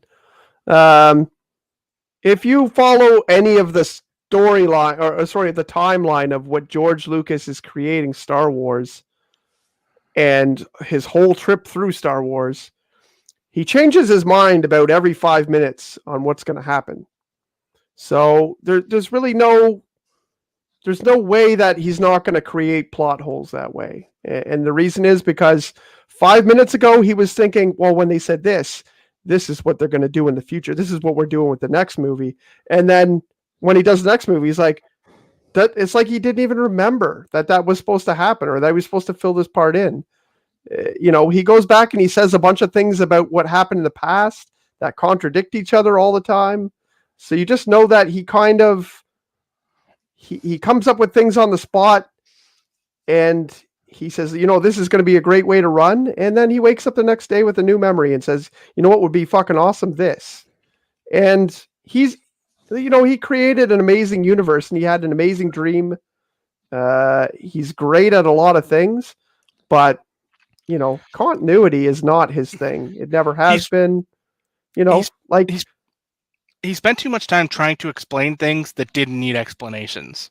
Yeah. Like the entire subplot in the Phantom Menace about midichlorians was completely vomit. Yeah. The best example is Luke and Leia looks like they're going to be some sort of love interest, and then they're siblings. Yeah. And it's well known that they weren't going to be in the first movie. And I disagree with that. The second movie they were. I disagree with that. From what I remember, they were going to be siblings, and then he canned the idea. So when he was first writing it, he had the idea for, at least that's how he says it in the documentary, and then they scrapped the idea, and then they went back to the idea. Because even in Splinters of the Mind's Eye, which is the first Star Wars novel, that's not brother sister there. I'm sure Lucas wasn't like, hey, man, yeah, these guys are brother and sister, so don't Game of Thrones it on them, even though it wouldn't have been out at that time. And that was my George Lucas terrible impression. It was not good. Quickly though, Chris says, "I failed you, Anakin. I failed you." Yeah, he did say that. He also said that he loved Anakin and that he was his brother, but none of that's trying to turn him away, trying to save him. So. Anyways, we have the Dark Knight trilogy stuff coming up. We have Kieran's Rick and Morty thing, and we have Johnny on the Spot, right? I believe that's what's left. Sorry, my notes aren't loading, guys. I don't know if you can see it. I don't want to miss anything. Oh, there it is. I got it. Yeah, so that's what we got left. And let's start with some Johnny on the Spot. You're fired, Johnny. Fuck off.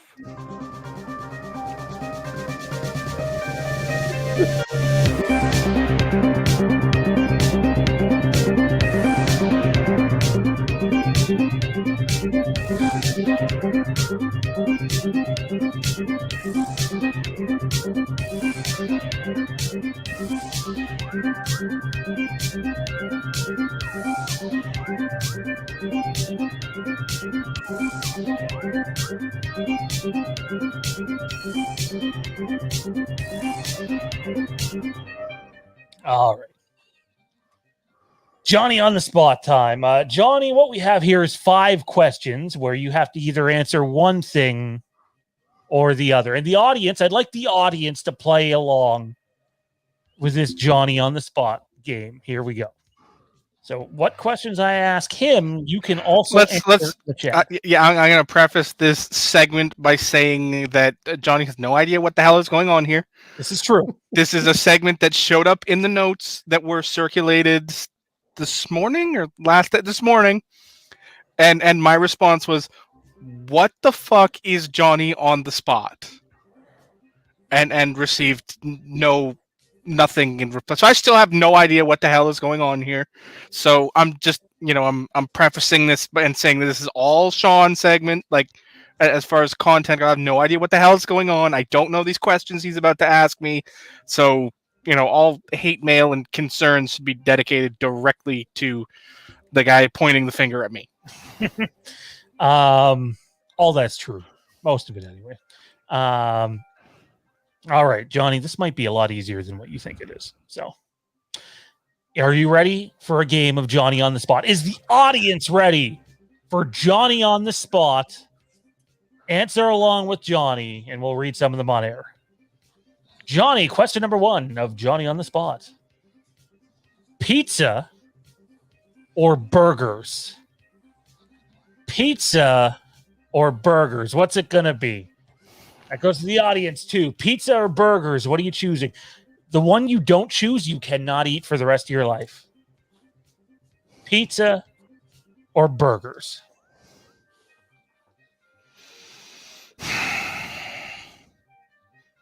I gotta go burgers. Oh, really? Yeah. Why? It is very hard to screw up a burger, but very easy to screw up a pizza. I don't know. I see people that screw up burgers all the fucking time.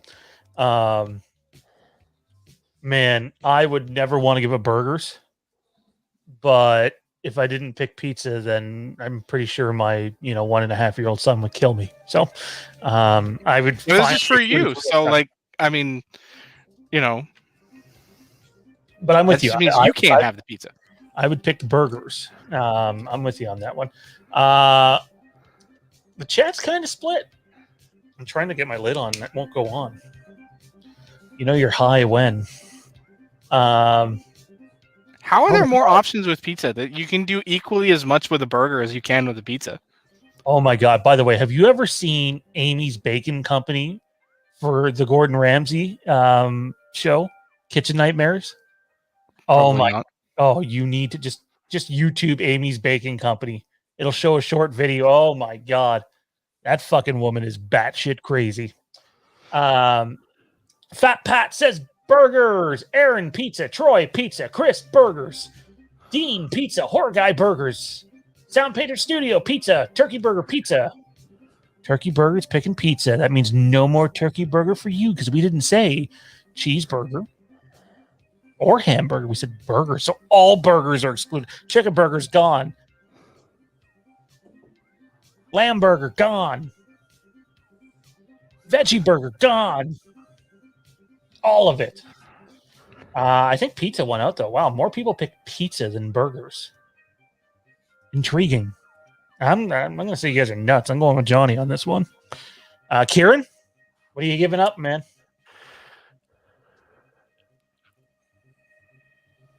I'd give up burgers. And the reason is I have given up burgers before.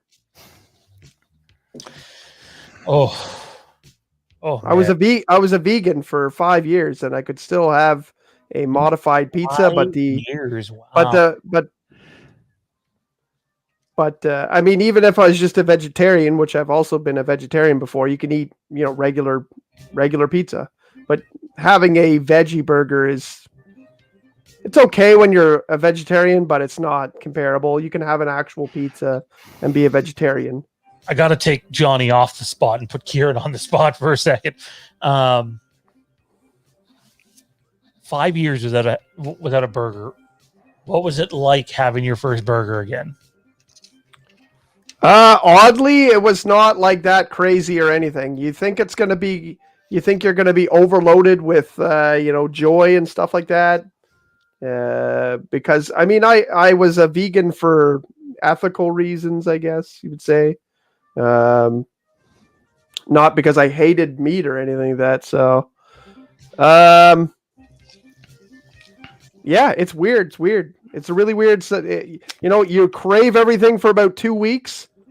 And then for another 2 weeks after that, you kind of every once in a while have a craving. And then after that, you just don't care anymore. You don't remember what it tastes like. Your brain doesn't process like, oh man, that looks really good. Like it just doesn't happen anymore after you're gone for like maybe 6 weeks. But after a while, people are like, man, don't you want a piece of bacon? And like, nope. Oh, well played. Well played. Yes, she was. But back to Johnny on the spot. Audience, get ready. It's your question too. Oh no, did I just delete the questions? Okay, no, we're good. All right, Johnny, easy one. Coke or Pepsi? I thought it was an easy one. Maybe it's not. You know,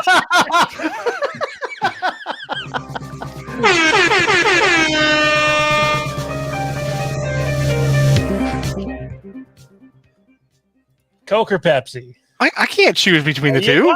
it's Johnny on the spot. One. I literally can't choose between the two No. because it's an encompassing brand that features so many multitudes of flavors and sub-brands. That just, You can still have all the other Pepsi brands. I'm simply saying for cola, Pepsi or Coke. I still can't choose. They both taste Blue so or different. red? They both taste Blue so or different. red, Johnny? Which one is it? Give the audience what they want. The two taste so monumentally different. I can't choose between the two of them. They're monumentally different? Oh my god. Flavor profiles, yes. If I gave you a Coke and a Pepsi in a blind taste test and you couldn't tell the difference between the two, there's something wrong with your palate. You remember that was a thing, right? Yeah. Yeah, that was fake. Like 40% of people couldn't do it, at least. Well, they just don't have refined palates. Come on, give the audience one. It's for them. You're doing it for them. Think about your people, you monster. My people wouldn't make me choose. They'd give me both. Is it Coke or is it Pepsi? What light is Kieran stopping on? I guess if I have to choose one, Coke, I guess. Me too. Yeah! You got through it, man. You Not- got through it. This choice leaves me with a bad taste in my mouth. I think you lost like a year's worth of life on that. Oh man. I'm gonna just open this bottle of Pepsi now just to assuage my guilt. Oh, I thought that was gonna be I an easy still one. love you, baby. I still love you. Let's see what the chat said. I think it was mostly Coke. Fat Pat Coke, Jade Coke, Alex Pepsi, Art Pizzoki or Pizzoke, Pepsi Coke, Dr. Pepper.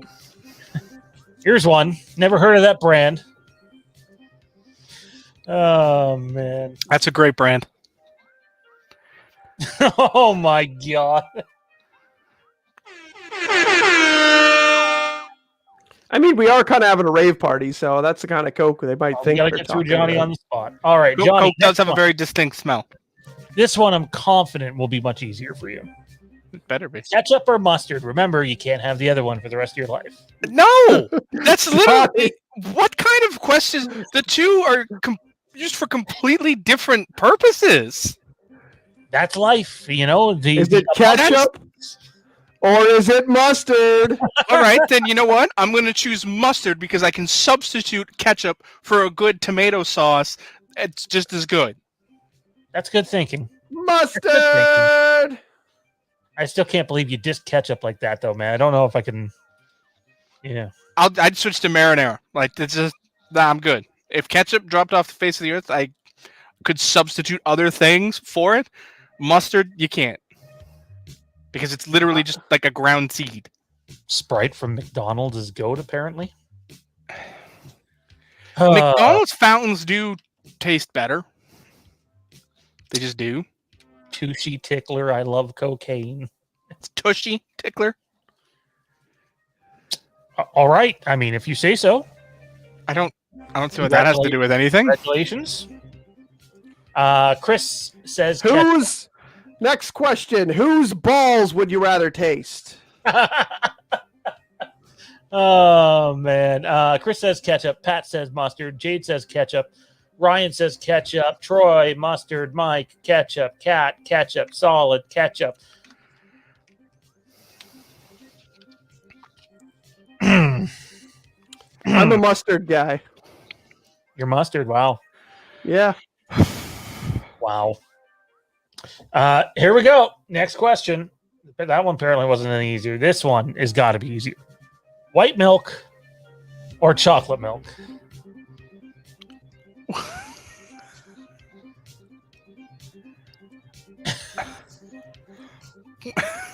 You pick things that you think are simple to be like this one or that one, but the two things are used for such different things that it's like it.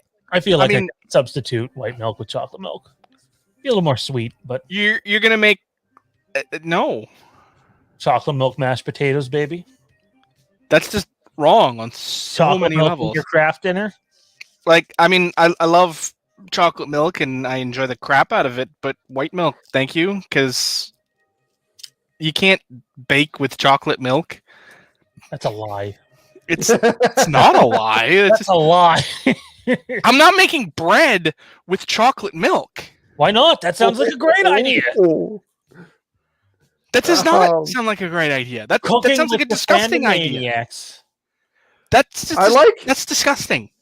I like how you ask Johnny a question. Like you ask anyone else on the show a question. They're like, you know what? I like chocolate milk better. Johnny's always like, what's the history of white milk? No, it's simply it's so many other uses. Like if we're eliminating one from the universe, which is the questions he's asking, I can only have one for the remainder of my life. Then you have to think about all the knock on it. You got to think of the ripples. You got to think of the ripples. You could use cream or skim milk or something. Then not the same. I got to tell you, if I'm forced to give up chocolate milk for the rest of my life, it's going to be bad for the rest of planet Earth.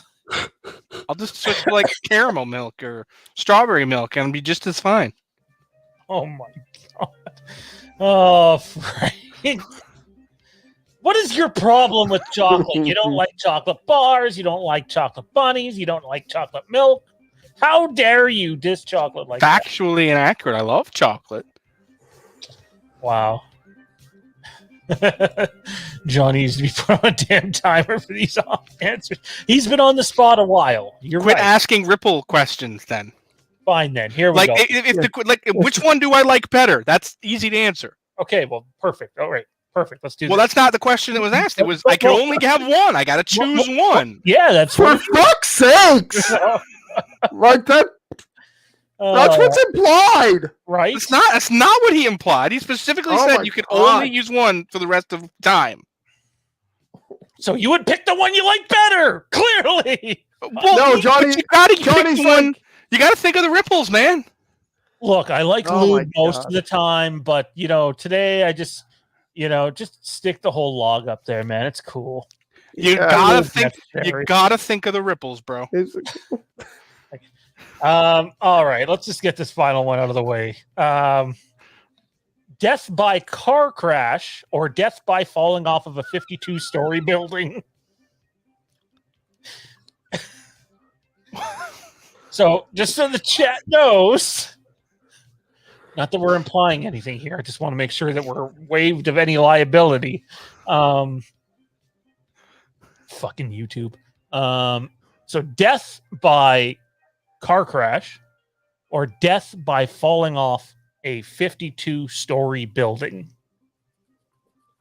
See what the chat says. The chat can come up with answers quickly. Johnny's too busy like, what? What did you say? Oh.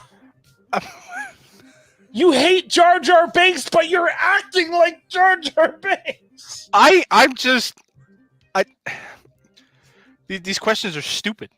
No, they're not. I would rather jump off a building because it seems like it'd be a fun experience. What? Well, it's like a roller coaster. You at least have fun for a little bit. Like being in a car crash is just fucking like if you die from a car crash, it's not necessarily like slow or a fast death. You could die in the hospital slowly. If you fall off a 52-story building, you're going to die before you hit the floor, I hear. And you're definitely dead. Like, you're not going to be like, oh, fuck, I broke my ankle if only If only it was 64 stories, I would have died. But no, you're definitely dead. You're not going to be in a lot of pain. I'd like to point out there are actual historical cases of people jumping out of airplanes and surviving when their parachutes don't deploy. 52-story building? I think you That's died. a hell of a lot taller than 50 feet and then 52 stories if you're jumping out of an airplane. Yeah, but they have to have had the parachute like work for a second and then like default like wreck or something like that. Like, What the fuck just happened? Oh, my. all right. Well, what's the percentage? Maybe I'll jump off a building tomorrow. Don't say that. Don't do that. What would it be? For me, it's no brainer. It's the car accident because I have a better chance of survival. You said you'd die either way. Right, you do, but I could be like that guy from Grey's Anatomy. He's like, I'm fine. I don't know I'm dying, but I'm fine. Oh, what? What? I'm gonna die? Oh shit. Character are you talking about? Derek's best friend, Mark. Oh yeah, Mark knew he was dying. I know what you guys are No, talking Mark didn't about. know he was dying when it happened. I watched He got into Grey's the plane Anatomy. accident. He's just like, no, I'm fine. They're like, no, you're gonna die, man. He survived the plane accident. He got back to the hospital, died in the hospital like a week later after he improved and knew he was going to die because he said he was going to go with Lexi. He didn't know he was gonna die. He was told he was gonna die and then accepted it. No, he told Derek he was going to die. Oh no, he didn't. He did. How did we actually. turn fucking Fandom Empire into Grey's fucking Anatomy, a show that I can't stand? He literally told Derek, I'm dying. It was Derek that couldn't deal with it. Oh, man. Anyways, car crash or building? Well, I guess car crash, because building is just stupid. I'm not going near a exit in a 52-story building. I'm a dude who's afraid of heights, man. Like, you know this about me. Like, it's not going to happen. I'm afraid of heights too, actually. Me too. But if one's forced on me, then what does it matter? I'm afraid of car crashes too. I don't expect to be in one. Wow. Well, that's gonna do it for Johnny on the spot. Horrible questions. At least the audience answered quicker than you guys, or you did. Pardon me, not you guys. Oh, that was unpredictable. Yeah, I thought I had some before the show got jammed. That'd just be a fun light segment, and sure enough, Kieran made me fucking die of laughing, and I managed not to cough. So next week we're gonna have Tommy on the spot, and he's gonna be like, "Yes, no, yes, yes, no," and that's it. That was Tommy on the spot, guys.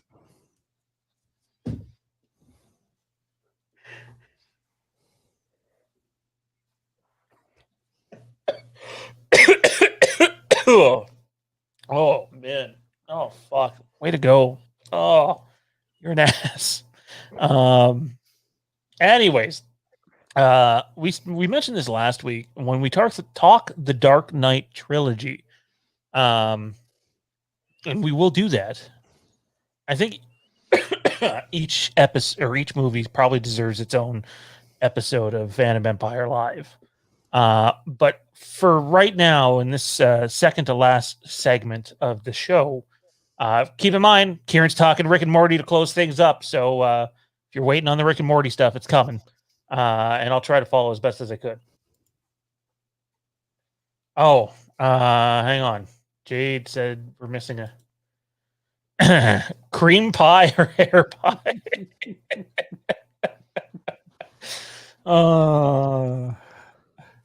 Johnny? I mean, I guess the important question is it my cream? Yeah, that wasn't specified. I mean, that's an important, specifier here, because otherwise it's hair pie all day long. But, I mean, yeah. Kieran?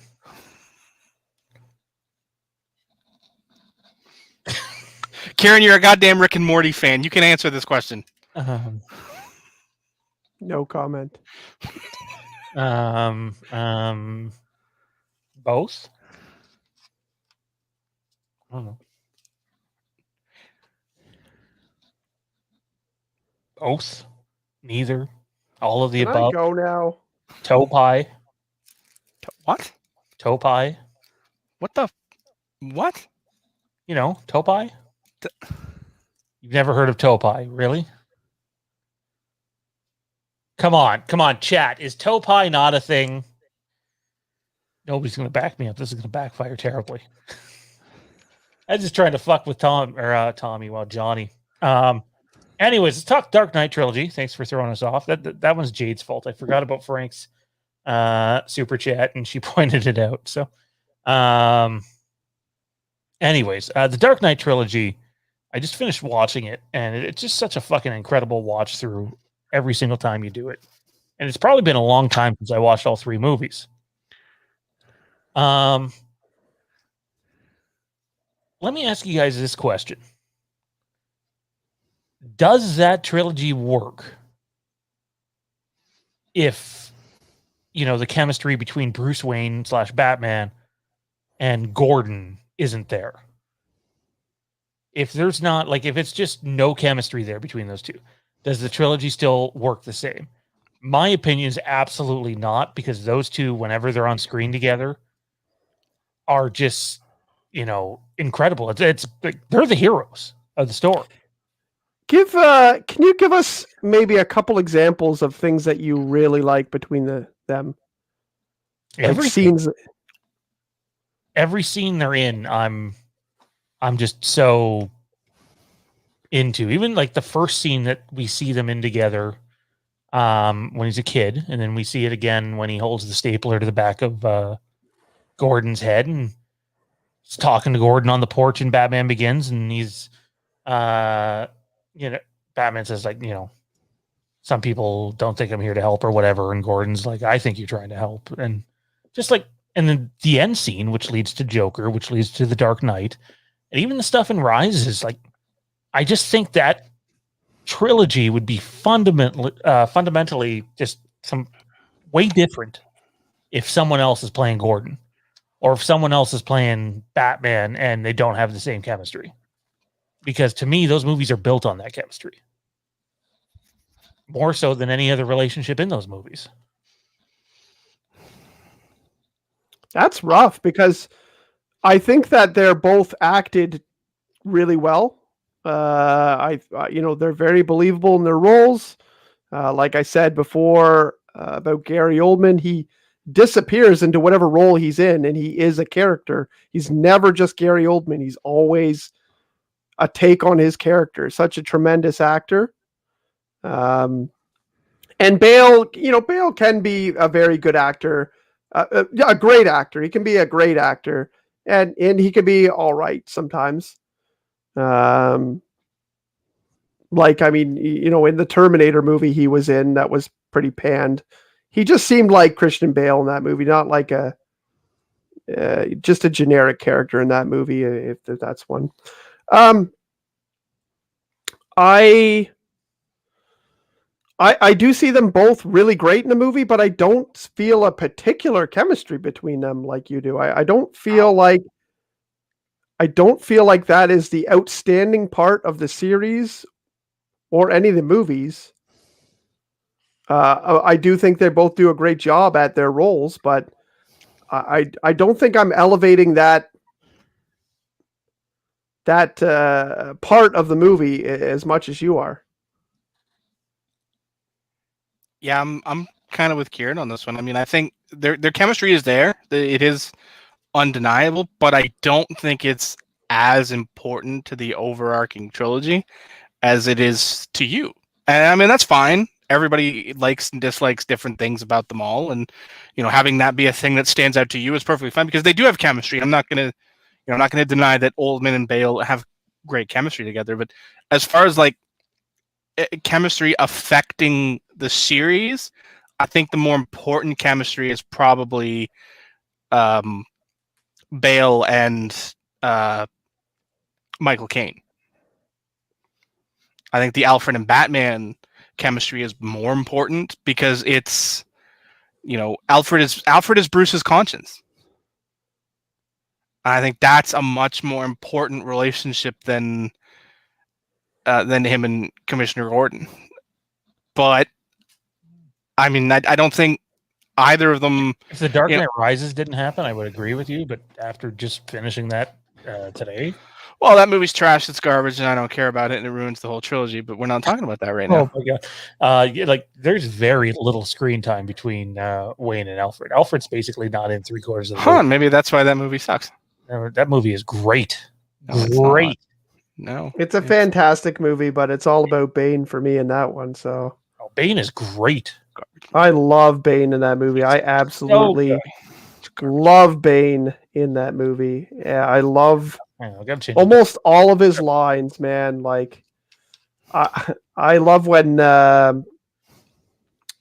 Batman basically asks him, like, how come you didn't just kill me? And he says, like, your punishment has to be more severe. Like, you have to watch the whole city burn. And like, I love that part.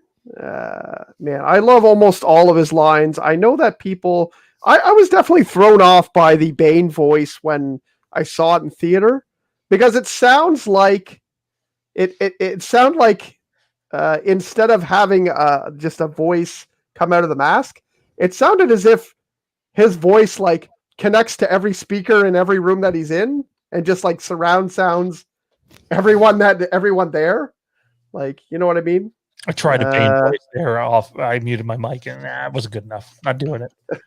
It was probably better than Tommy's Batman voice, though. Well, that's not setting the bar very high. Yeah, I don't know. He's just the only Bane I line don't know. I think I can really do anyways is when he's like, and we give it back to you, the people. And it's just like, oh wow, he's going like heavy political here in this scene. So I love how Trump used that exact same line. Yeah. We're not. No, bring it back. Funny, though. Bring it back. Bring it back. Dark Knight. We're talking about Bruce Wayne. I don't want to go. I don't want to go political, but it was super funny that he did it. Either way, whether you support him or not. Yeah, maybe when you watch the video side by side and he says the same thing, it's pretty funny.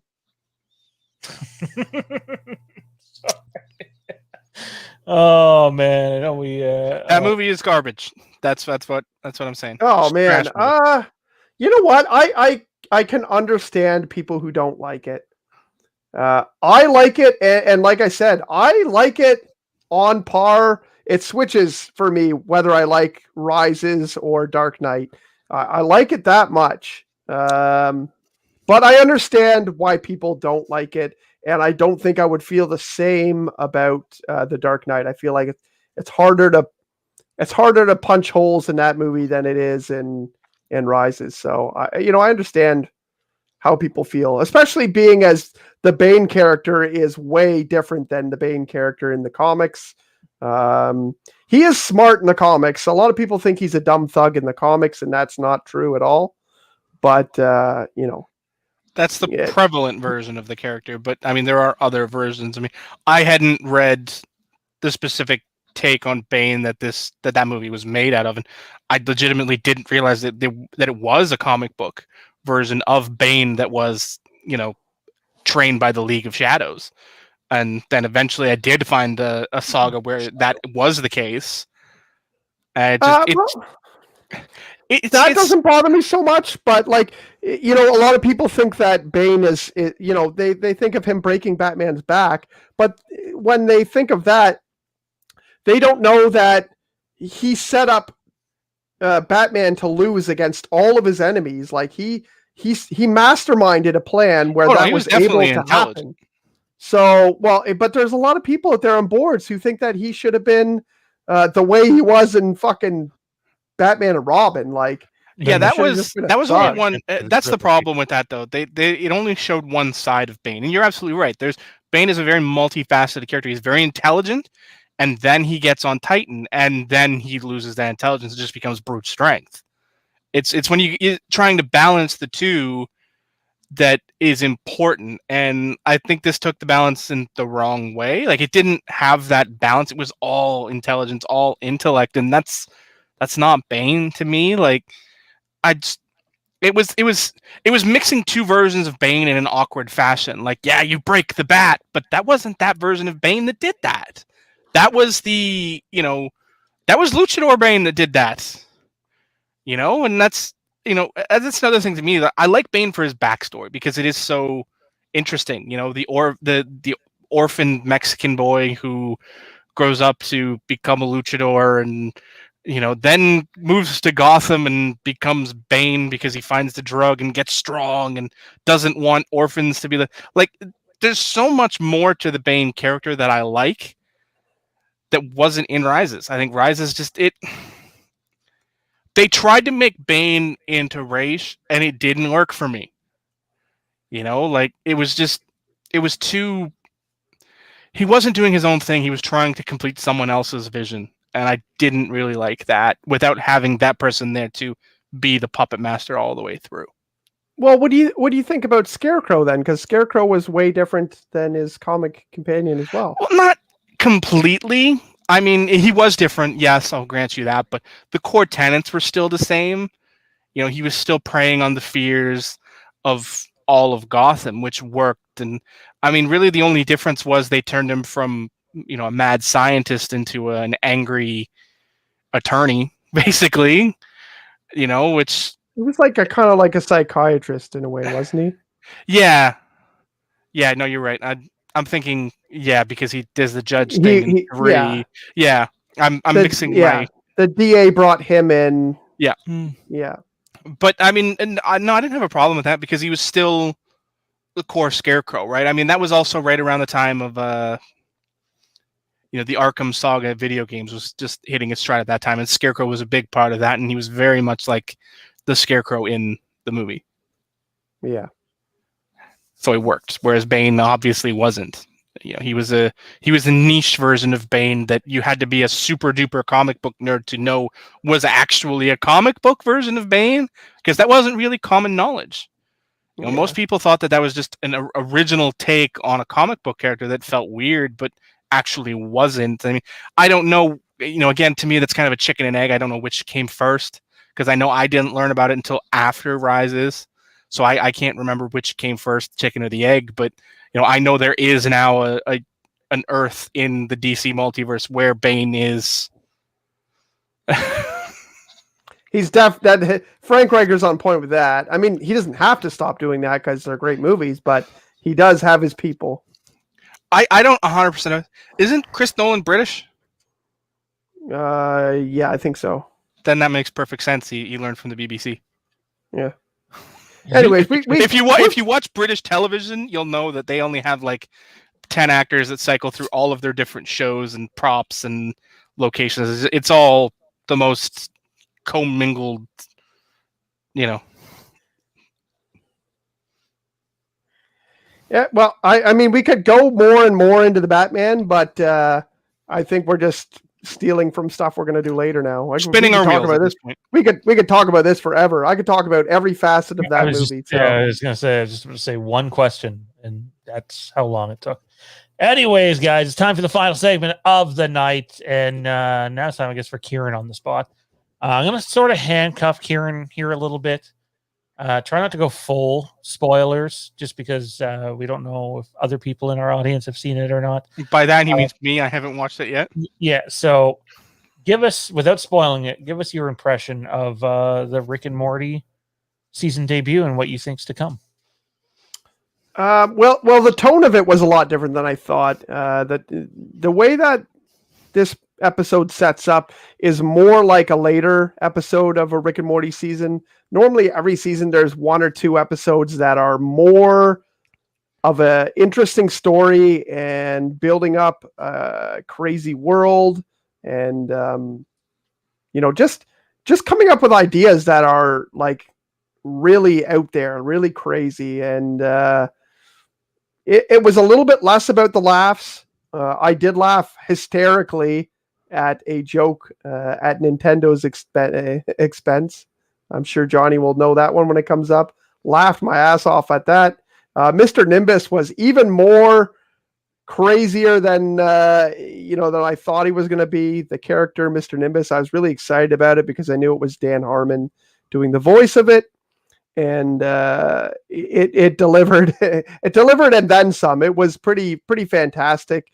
Another thing that's interesting is we got a lot of things that we saw in the trailer that seemed like there were going to be a bunch of different episodes, and they all mingled into one episode. So there's so much packed into this one episode. It's I feel like usually the first episode is not so crazy and far-fetched. It's usually just kind of sprinkled in the jokes there with an interesting take. But yeah, it was a really good way to start off the season. I've heard only positive things. I haven't heard anyone negative about it in the community, on Twitter, on all the other things that I'm on here, and really liked it. Really liked it. It was great. Lots of great laughs, and a couple of political things, which was interesting. There's couple of interesting political things that happened in that, but or like not overarching schemes that were political, but a couple of jokes were definitely interesting. I don't know how to go on without spoiling it for Johnny, who watches everything late. So here's one. This is from me. Obviously, when people watch shows like whether it's Rick and Morty or Simpsons or Family Guy or even anime like Dragon Ball Z or whatever, usually a character or two get their own episode, where sort of they're the more standout star than the other person, or at least someone likes that character's arc more than another character's arc. So for you in this episode, were you more for Team Rick or Team Morty? It was interesting because this is this is probably the episode that revolved around Rick the least. There's not a ton of Rick in it. Yes, Frank Riker, you should. And to anybody, like, we got a large audience here that's probably not seen Rick and Morty and might not be interested at all in Rick and Morty. You can watch Rick and Morty just like The Simpsons. You don't need to go back to the start. You don't need to watch them in order. They're heavily episodic. It's not a serial show by any means. There's a couple of storylines that get carried over, but it's usually something that happened in season 1 and then doesn't happen again until season 3. Like, it's a lot of stuff that doesn't carry over. You could definitely watch every episode as its own episode. So, if you're thinking about giving Rick and Morty a chance, give it a chance. It's easy to watch, and it's a short watch too, because it's a half an hour TV show.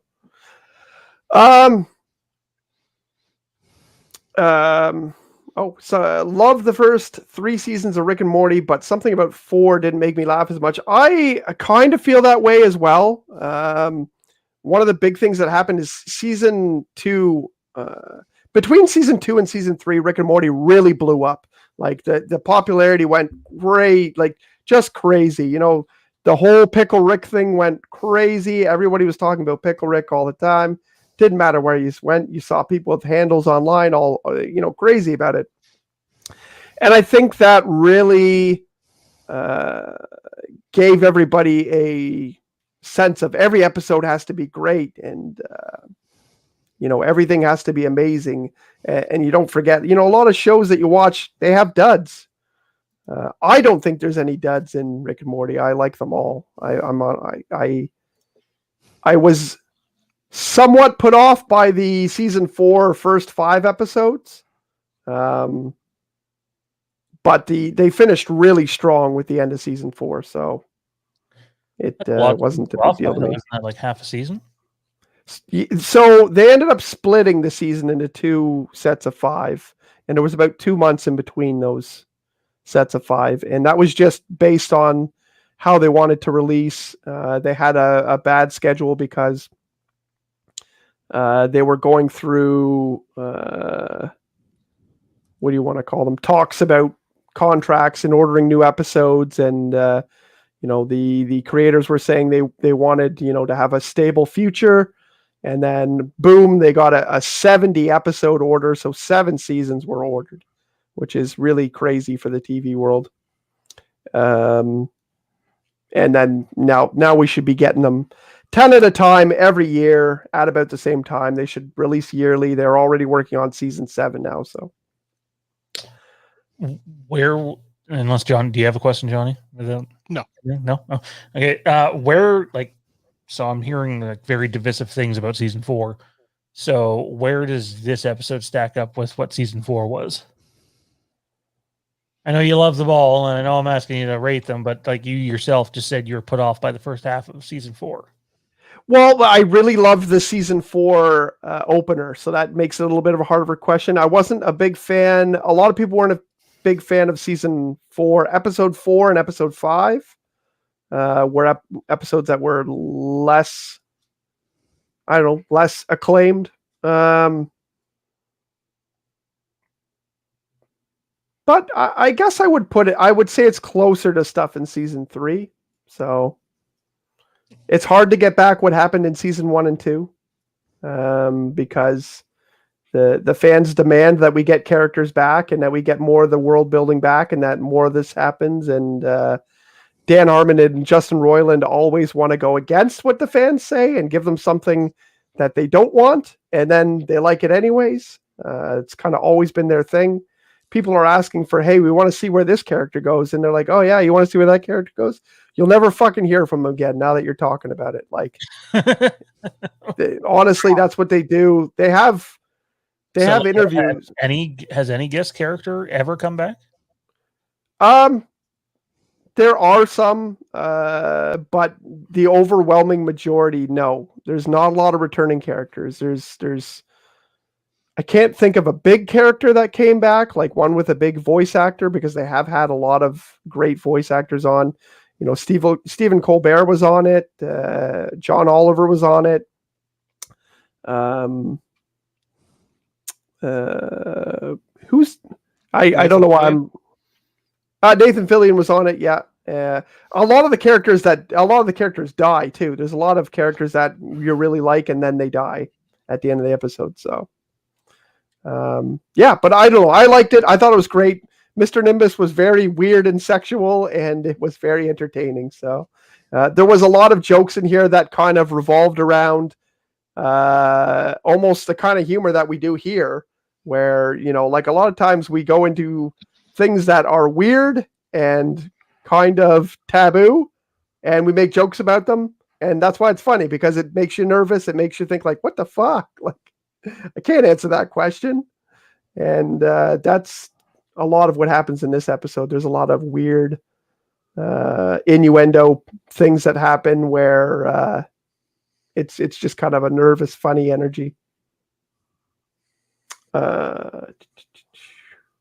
Question from everyone. Yeah. I do remember everybody being upset about that. I'm not like, I like Bird Person, but I'm not exactly sure why people are over the top in love with Bird Person. He has a great arc because he's a returning character, but he's a returning character because he's voiced by Dan Harmon as well. So they don't have to bring back anyone for his voice. It's the creator of Rick and Morty doing the voice. So I'm not sure what's going to happen to him. Hopefully he gets turned back from Phoenix Person back into Bird Person. But I wouldn't expect it anytime soon because the creators don't give a fuck what you want. Frank says, cool to see Rick and Morty is on HBO Max so I can binge it. Do we have it on Crave then?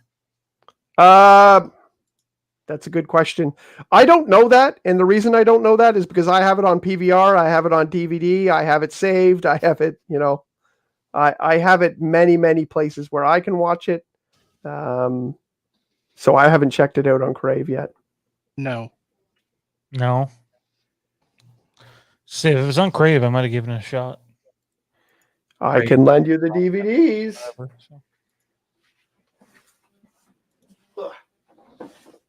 Here, let me just pass them to you through the screen. Next time I'm over, I'll drop these off. Maybe one at a time. Yeah, that's fair. Yeah. Wow. Yeah. Do you have anything else? I mean, I know it was. Well, it's hard. It's hard because I can't stomp on spoilers at all. There was a couple cool things that happened as well, though. they did a really cool global Rick and Morty thing where they had a satellite broadcasting the episode, and they showed what looked like Rick and Morty flying through our own space, broadcasting the episode. They had a big countdown, and during commercials, they had a cutaway just like we have, where it showed the picture that said Global Rick and Morty Day and showed some of the people's characters from the Go Rick Yourself website. There's a Go Rick Yourself website where you make yourself into a Rick and Morty character. And basically they showed people's characters at the bottom of the screen. So they did a lot of promotion for this. And they also did another thing they've never done before. They showed you what's coming up on the next Rick and Morty, which to my knowledge, they've never done before. So Ever? I don't think they've ever done that. Now, I could be wrong about the first 1 or 2 seasons because I jumped on halfway through season 2, I think, before I decided to start watching Rick and Morty. This feels like a good last question of the night.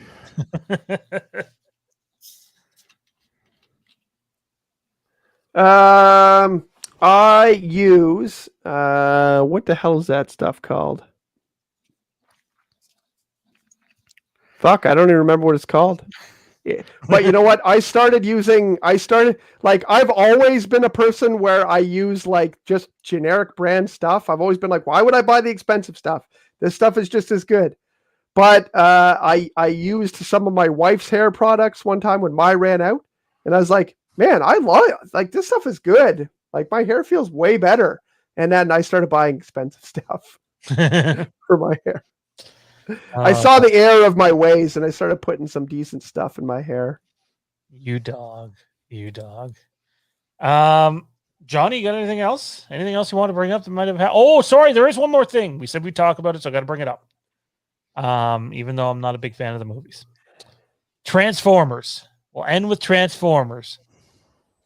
It got a title today called Transformers Rise of the Beasts. Now, I think everybody immediately jumped to, oh, it's Beast Wars, Beasties, whatever, and like thought it was going there. But from what I read, it just sounds like there are other things that aren't Autobots or Decepticons or anything like that that are coming into the picture, and it's not really Beast Wars. Did anybody hear anything about that? Like, does any of this intrigue any of you guys? Like, to me, it's Transformers has just gotten sort of so long in the tooth that it's like, all right, yeah, I'm kind of done with it. But I've been done with Transformers for a while. I don't even know if I've seen the last one. I may have. Is the last one the night one, or I think I saw the one that Mark Wahlberg one. I feel like I saw that. There's like a samurai transformer or something in it. I don't know. But I've been kind of done with it. I think I saw that movie like 2 or 3 years after it came out or something like that. Like I wasn't in a rush to see it, and then I might have watched it on Netflix at some point. I still haven't watched Bumblebee, which I actually heard was good. Bumblebee might be my favorite of them all. But I was done with the series by then, and I don't think they're going to bring Beast Wars into it. If they did, I'd probably go see it, but I'd probably be disappointed because it would probably fucking suck. So, based on the Variety article, which I'm kind of skim reading as we talk about it, it does include primals. Just based on this one paragraph, it is directly from the Variety article.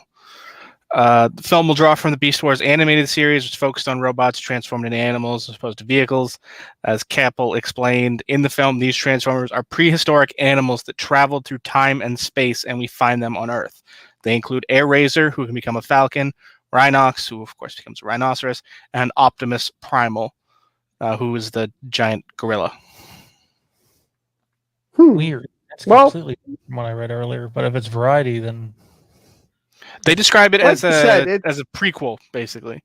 It's Optimus's arrival on Earth. Okay. So I'm probably going to see that because I was a big fan of Beast Wars, as was most people at the time. Like, that was a big show. But I'll probably be disappointed because it'll probably fucking suck. And I'm sure there would be no Dinobot, even though there should be. This is Dinobot true. was awesome. Yeah, Dinobot was awesome. And he become like the plane in Beast Machines, and he didn't know it till like basically the end of Beast Machines. Didn't what? He Something like that. at one point he absorbed. Oh no, that wasn't him. I was going to say absorbed the spark of Starscream, but no, that wasn't him. That was the pterodactyl. Yeah, I thought he was Starscream. No, the pterodactyl ended up having Starscream's spark. Man, I can't remember who it was then. But I know he has like a thing that he ends up being in Beast Machines. But you don't find it out till like the very end. Weird. I don't remember. I've completely that, lost. but- Who are we talking about? Oh, we started talking. Oh, Dinobot. Oh, okay. Fucking Velociraptor dude. Yeah, no, that character was awesome, and everybody loved him right from the start. I remember when that show He's a premiered. Yeah, when that show premiered, like everyone was wild over it. As a kid, it was crazy. Is that you, Johnny? No, but when you live in the triangle of emergency services, that happens a lot. No, but like This is true. So it was Yeah. you. It was by you. By me, yes. Yeah, that's what I meant. Yeah. Just wanted to make sure. Jeez, man. No, yeah, Well, then, yeah, that kind of does sound like Beast Wars, which is weird. What the fuck did I read earlier then? Well, that one's on me. That's a fuck up. I mean, this news just came out though, right? So it could be an evolving story. Yeah, this was posted at 12:43 p.m. Pacific, so just before dinner here. Yeah. Yeah.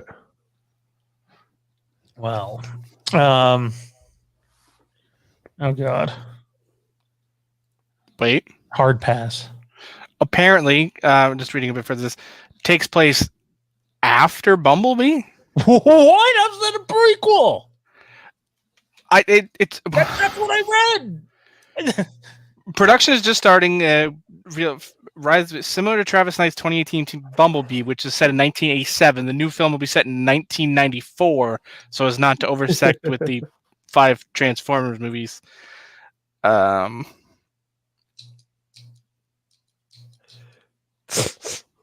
So I'm guessing that Sean read an article from You Got This Covered, or Wait, no, he's confirming that I read the right thing. oh, It's going to include Bumblebee, RC, and Mirage, okay. and the primal Transformers, the Beast Wars, the 3 Beast Wars ones. That's a weird. Transformers again. I can see why they didn't involve Cheetor because he was a cheetah, but not a dinosaur. But then Rhinox, that's a rhino. So I mean, it makes sense to not Optimus have. Primal. Yeah, it makes sense to not have the Dinobots because this is still. Yeah. This is the 90s, so a falcon, a rhinoceros, and a giant gorilla kind of make sense. Man, you know what they should have is Black Arachnia in that one because she was an awesome character. Yeah, for sure. Although now that you mentioned Cheetor, like he was like the comic relief of that show. He was great. Him and Rat Trap. Rat Trap was Rat I think Trap, more. Rat Trap. Wow. Well, let's take a hit here and we'll end the show on this. Montreal up 3-1. 10 minutes left to go. We'll end the show on this.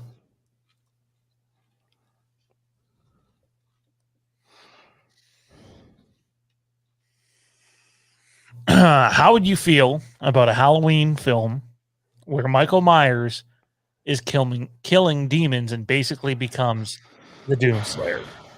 No!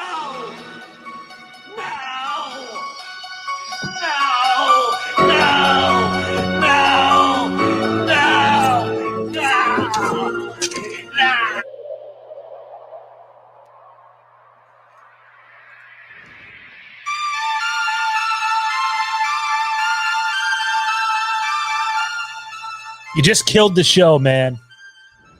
You killed the show. How dare you? Wow. Thanks, Dean. Mean Dean with the $5 super in at the end. Johnny, where can everybody find you at, man? What's going on with you? Here, there, and everywhere. You can find me at the Bros Before Pros, Twitch, Twitter, YouTube, Instagram, all those places, and the Inside Handoff Football Podcast on YouTube and Twitter and Facebook. I'm fucking tired. Wastelands tomorrow night. There too. His co-hosts are going to be like, "Hey, have you been promoting our new podcast?" And oh, yeah, I did. I was, I said, "Hey, Jared's doing a fantastic job. It's Jared running the Twitter, and he's got like 250 followers already, and we haven't done a goddamn thing yet." Oh my God! Really? Yeah.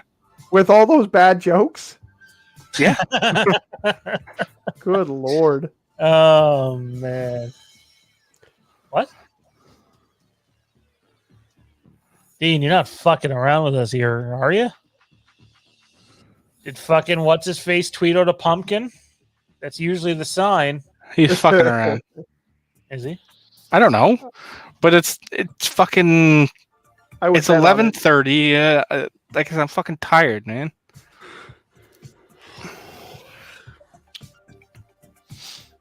Yeah, that's what I thought, Dean. Can I go now?